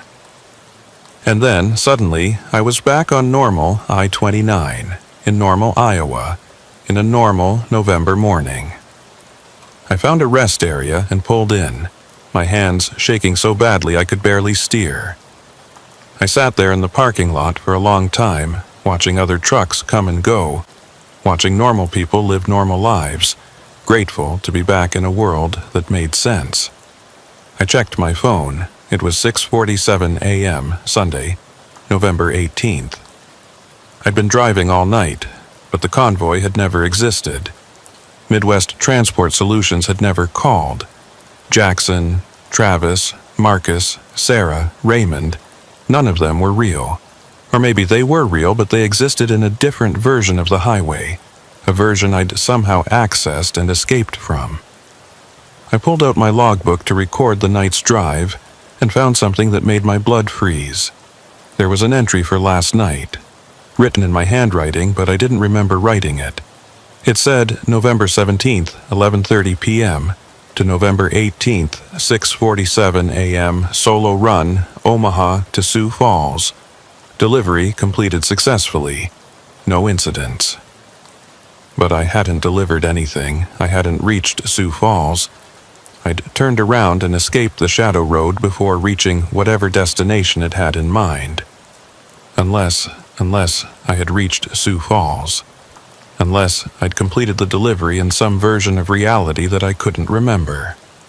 Unless the shadow road had used me for its own purposes while I thought I was escaping. I checked my fuel gauge. Empty. I'd burned a full tank of diesel. I checked my trip odometer. 347 miles. The exact distance from Omaha to Sioux Falls and back to this rest area. Whatever had happened last night, it was over now. I was back in the real world, back on the real highway, back in the version of reality where I belonged. But I knew I'd never fully escape it. Because somewhere, on a highway that exists in the spaces between real roads, a convoy is still running. 6 trucks, or maybe 9, or maybe hundreds, all following the same route to the same impossible destination. And one of those trucks has my name on it. I should have let it go. Should have written it off as a stress-induced episode, a weird night of highway hallucinations, and moved on with my life. That's what any rational person would do. But I couldn't shake the feeling that what I'd experienced was real, that I'd actually driven on that shadow road and somehow found my way back. And if it was real, then it had happened to others. There had to be evidence. I spent the next 3 weeks obsessing over it. I searched online for any mention of Midwest Transport Solutions. Nothing. I called every freight company and broker in the Midwest asking if they'd heard of them. None had. I tried to find the other drivers from the convoy. Jackson Hart, Travis, Marcus, Sarah, Raymond, and came up empty on all of them. According to every searchable record, that convoy had never existed, and those people had never existed. But my logbook said I'd made the drive. My fuel receipts showed I'd burned a full tank. My own memory, fragmented and unreliable as it was, insisted that something had happened. On December 9th, I got a call from a trucker I knew named Pete Dalton. We'd run some routes together years ago and stayed in touch, swapping stories and industry gossip. "Cole, I heard something weird that made me think of you," Pete said. "You know anything about a convoy that disappeared a few years back? 6 trucks heading from Omaha to Sioux Falls?"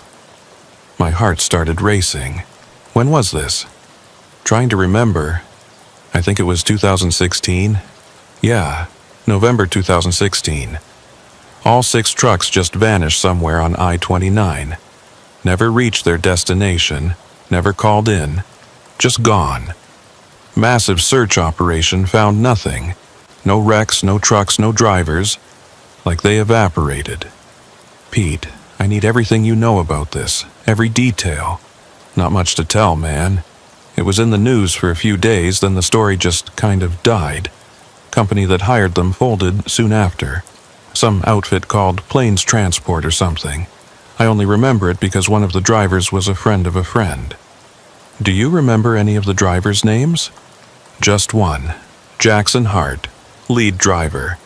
Guy was a legend, 20+ years on the road, never had an accident, and then he just vanished. My skin went cold. Pete, I need to call you back. I hung up and immediately started searching. Convoy disappearance I-29, November 2016. Nothing. Jackson Hart missing trucker, 2016. Still nothing. 6 trucks disappeared Iowa. No results that matched what Pete had described. It was like the internet had been scrubbed of any mention of it. Or like Pete's memory was conflating different events. Or like the convoy existed in a liminal space where it was real enough to be remembered, but not real enough to leave permanent records. I called Pete back. Can you connect me with your friend, the one who knew Jackson Hart? Sure. I'll text you his number. Guy's name is Tom Briggs. Tell him I sent you.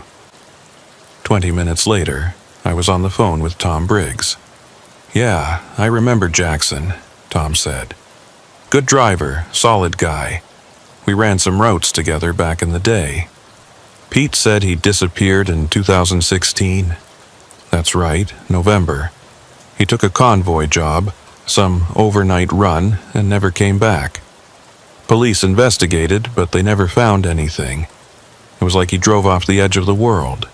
Tom, this is going to sound crazy, but do you remember what company hired him for that run? Some small outfit. Transport Solutions, I think. Or Midwest Transport, something like that. Why? My pulse was hammering. Because I think I drove the same route. Same company, same convoy, last month. There was a long silence on the other end of the line. Then, Cole, if you're messing with me, I'm not. I swear I'm not. I got a call from a dispatcher named Sandra, offering me a convoy run from Omaha to Sioux Falls. 6 trucks, leaving at midnight. And when I showed up, Jackson Hart was the lead driver. That's impossible. Jackson's been missing for 2 years. I know, but I met him. I shook his hand. He briefed us on the route. Another long silence. Cole, I don't know what you experienced, but Jackson Hart is gone. If you saw someone claiming to be him, it was someone else. Maybe someone playing a sick joke, or it wasn't a joke. And it wasn't just Jackson. The whole convoy was wrong. We drove through towns that don't exist, past mile markers that repeated, into a night that never ended. I barely made it back, Tom, and I need to know if anyone else has experienced this. Look, I want to help you, but I don't know what to tell you. Jackson's disappearance was investigated thoroughly. They found his truck abandoned at a rest area in Iowa, engine running, door open, no sign of him. That's all anyone knows. Which rest area? I don't remember, but I have some of the old news clippings saved. I'll email them to you. The email arrived an hour later. 3 newspaper articles from various Iowa and Nebraska papers, all from November 2016. They described the disappearance of 6 commercial trucks and their drivers, last seen departing Omaha on the night of November 17th. November 17th, the exact same date I'd driven the convoy. 2 years apart, but the same date. The articles mentioned the lead driver by name, Jackson Hart, age 47, from Lincoln, Nebraska. There was a photo, the same man I'd met and shaken hands with at that industrial park. The other drivers weren't named in the articles, but one mentioned 5 additional experienced drivers, all with clean safety records. I kept digging. I spent hours searching through archived news sites, trucking forums, missing persons databases, and slowly, piece by piece, I started finding references to other disappearances. November 17, 2014. 4 trucks vanished on a convoy run from Omaha to Sioux Falls. November 17, 2012. 6 trucks disappeared, same route. November 17, 2010. 5 trucks never seen again. The pattern went back decades. Every 2 years, on November 17th, a convoy would depart Omaha heading north, and some or all of the trucks would vanish without a trace. And in every case, the company that hired them couldn't be verified afterward. Midwest Transport Solutions, Plains Transport Company, Heartland Freight Services. All ghost companies that existed just long enough to make the calls, hire the drivers, and disappear. I created a spreadsheet documenting every disappearance I could find. 27 convoys over 54 years, all following the same pattern. The earliest mention I found was from 1964, a newspaper clipping describing 6 freight haulers who vanished on Highway 29 under mysterious circumstances. Whatever the Shadow Road was, it had been claiming drivers for over half a century. On December 15th, I made a decision that probably crossed the line from research into obsession. I drove back to Omaha, to that industrial park where I'd met the convoy. It was early afternoon, cold and overcast. The facility was operational, trucks coming and going, warehouse workers loading and unloading freight. I pulled into the parking area where we'd staged that night and got out. Everything looked normal, regular industrial operations, nothing sinister or strange. But I walked to the exact spot where I'd parked my truck that night, and I noticed something odd. The pavement was darker there. Not just dirty, actually darker like it was made of different material. And when I knelt down and touched it, the asphalt felt wrong, colder than it should be, and slightly soft, like it hadn't fully solidified. "Can I help you?" I turned to find a security guard approaching, hand near his radio. "Sorry, I used to work a run out of this facility. Just checking on something. You need to leave if you don't have current business here." "Right, yeah, I'm going." As I walked back to my truck, I glanced over my shoulder. The dark patch of pavement was gone. Just normal asphalt, indistinguishable from the rest of the lot.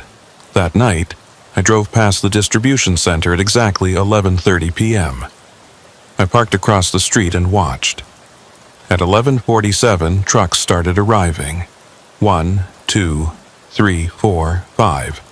They lined up in the same formation I remembered, though the specific rigs were different. At 11:53, a man walked out and started talking to the drivers. Even from a distance, I recognized his posture, his movements. Jackson Hart. I grabbed my phone and zoomed in, snapping photos as quickly as I could. But when I looked at the images, they were distorted, blurred, and pixelated, like the camera couldn't quite focus on what it was seeing. At 11:59, a 6th truck arrived and pulled into position. At exactly midnight, the convoy rolled out, heading toward the interstate. I followed them, kept my distance, stayed several car lengths back, watched as they merged onto I-29 North and headed into the darkness. At 12:17, they passed mile marker 92. I noted the time and location carefully. At 12:23, they passed mile marker 97. At 12:30, I heard Jackson's voice on the CB calling for a check-in. 6 trucks responded, their voices crackling through the static. And then a 7th voice, faint, distorted, but definitely there. 7, maintaining position. They had a new recruit. Some driver who'd answered the wrong phone call, accepted the wrong dispatch, and was now heading down the Shadow Road toward a destination he'd never reach. I wanted to warn him, wanted to call out on the CB and tell him to turn around, to get out while he still could. But I knew it wouldn't matter. Once you joined the convoy, once you followed those taillights into the darkness, you were committed. The Shadow Road had you, and it didn't let go. At 12:47, something happened that I didn't expect. The convoy started to fade. Not all at once, but gradually, like they were driving into fog or smoke. Their lights got dimmer, their forms less distinct, until they were barely visible, even though they were less than a quarter mile ahead of me.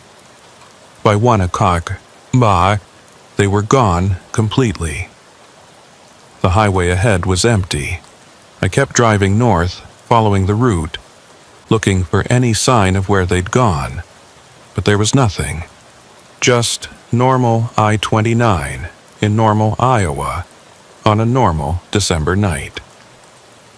At 1:17, I reached the spot where I'd seen Marcus's abandoned truck on my run. There was nothing there now, just empty highway shoulder. At 1:28, I stopped at a rest area and pulled out my research, spreading the documents across my passenger seat. 27 convoys over 54 years. Hundreds of missing drivers. A pattern so clear and consistent that someone should have noticed, should have investigated, should have done something. But nobody had. Or if they had, their investigations went nowhere. Their reports were filed away, and the disappearances continued like clockwork every 2 years.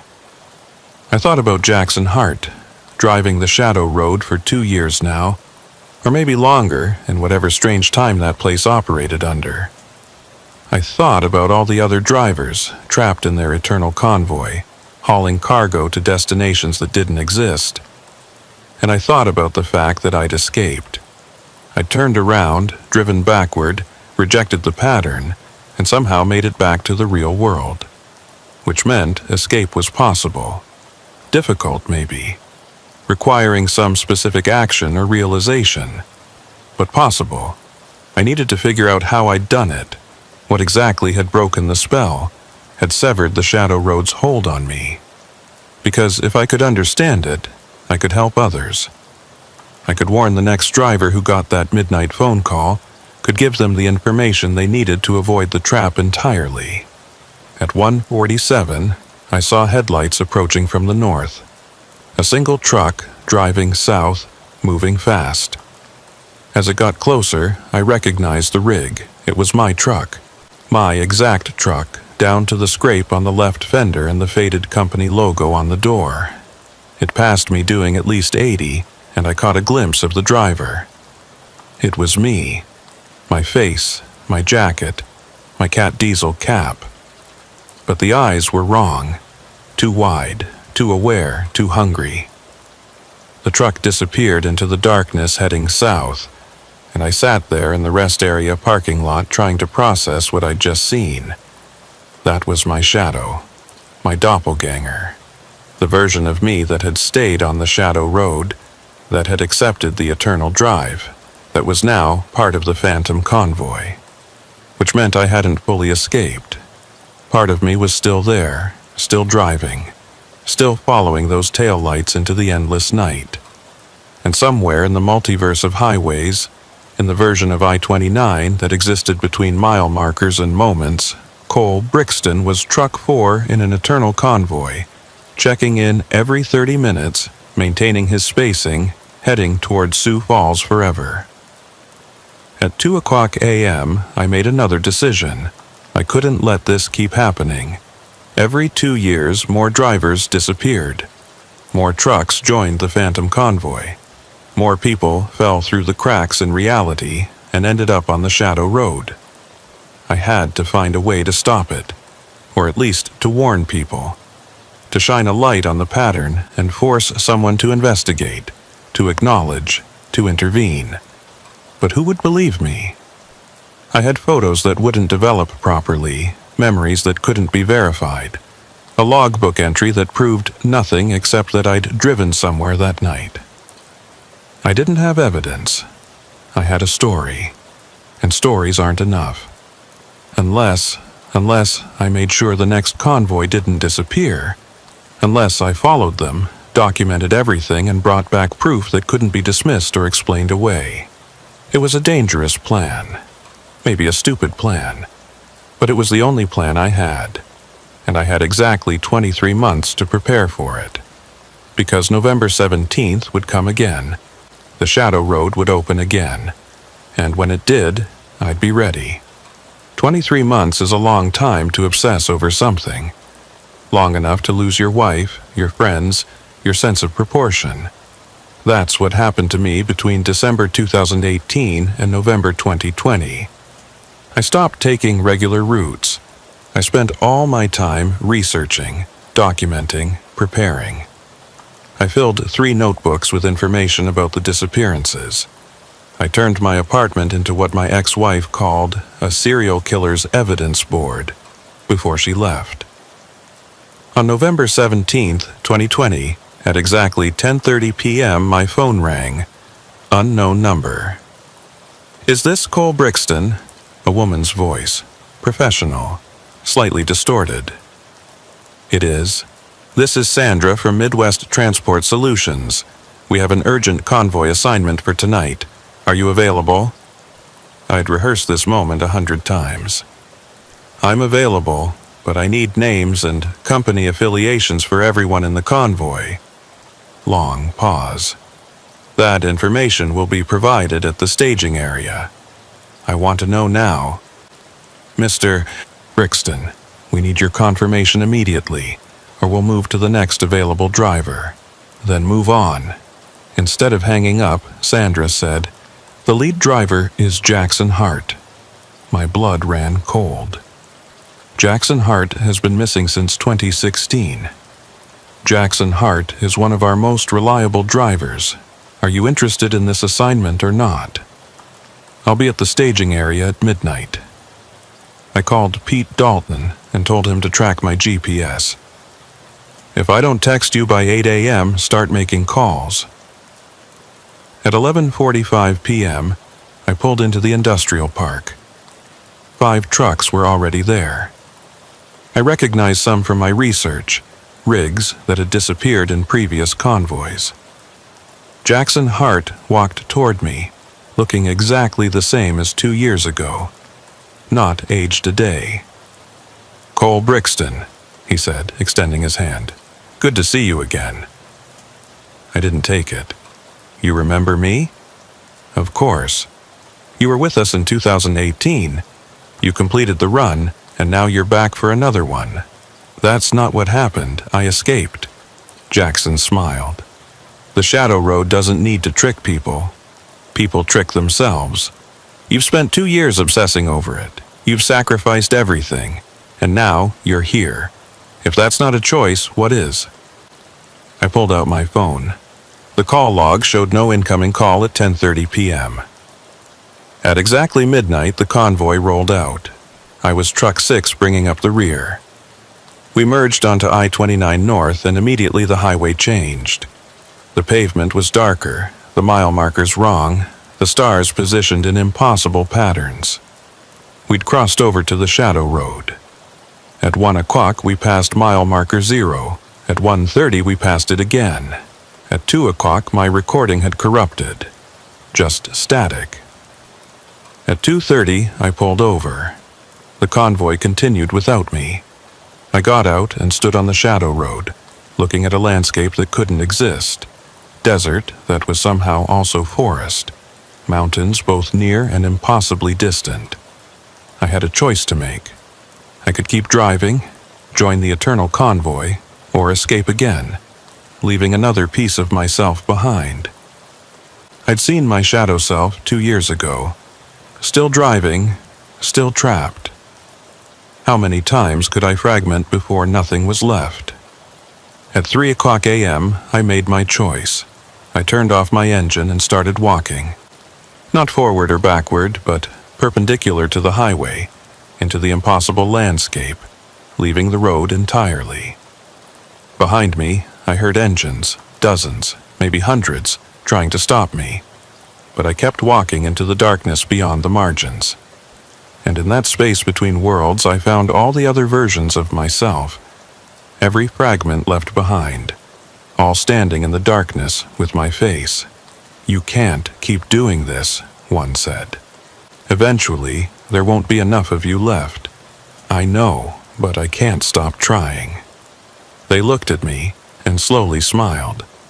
"Then we'll help you. We'll show you the way out, the real way, the exit that doesn't cost pieces of yourself." They formed a path leading toward a pinpoint of light in the distance. "Walk toward the light," they said in unison. "Don't stop, don't look back. When you reach it, you'll be free. All of us will." I walked for hours, or minutes, or years. Time didn't work there. Eventually, I reached the light, an exit sign showing a real I-29 number. I climbed the off-ramp and found myself on the shoulder of the real highway. My truck was there. It was 6:47 a.m., November 18th, 2020. Pete had texted 17 times. I texted back, "I'm okay, I made it out, and I have the proof." In my pocket was a mile marker from the Shadow Road. Physical proof. Metal stamped with 0, made from materials that didn't exist. I drove to the police station. When they tested the marker and found materials that matched no database, they listened. An investigation was launched. Federal involvement. They found enough evidence to confirm it. Drivers had been disappearing for over 50 years, always November 17th, always the same pattern. They posted warnings at every truck stop along I-29. It wasn't enough to close the Shadow Road, but it made it harder for new drivers to fall through. That was 3 years ago. I still drive, but not convoys. I stay away from I-29 on November 17th. So far, no new disappearances. Maybe the Shadow Road is dormant. Maybe waiting. Maybe it's just patient, knowing eventually someone will answer that phone call, accept the dispatch, show up for a convoy that doesn't exist. Someday, someone will say yes. Maybe even me again. Because part of me wonders if I really escaped at all, or if I just found a deeper layer of the trap.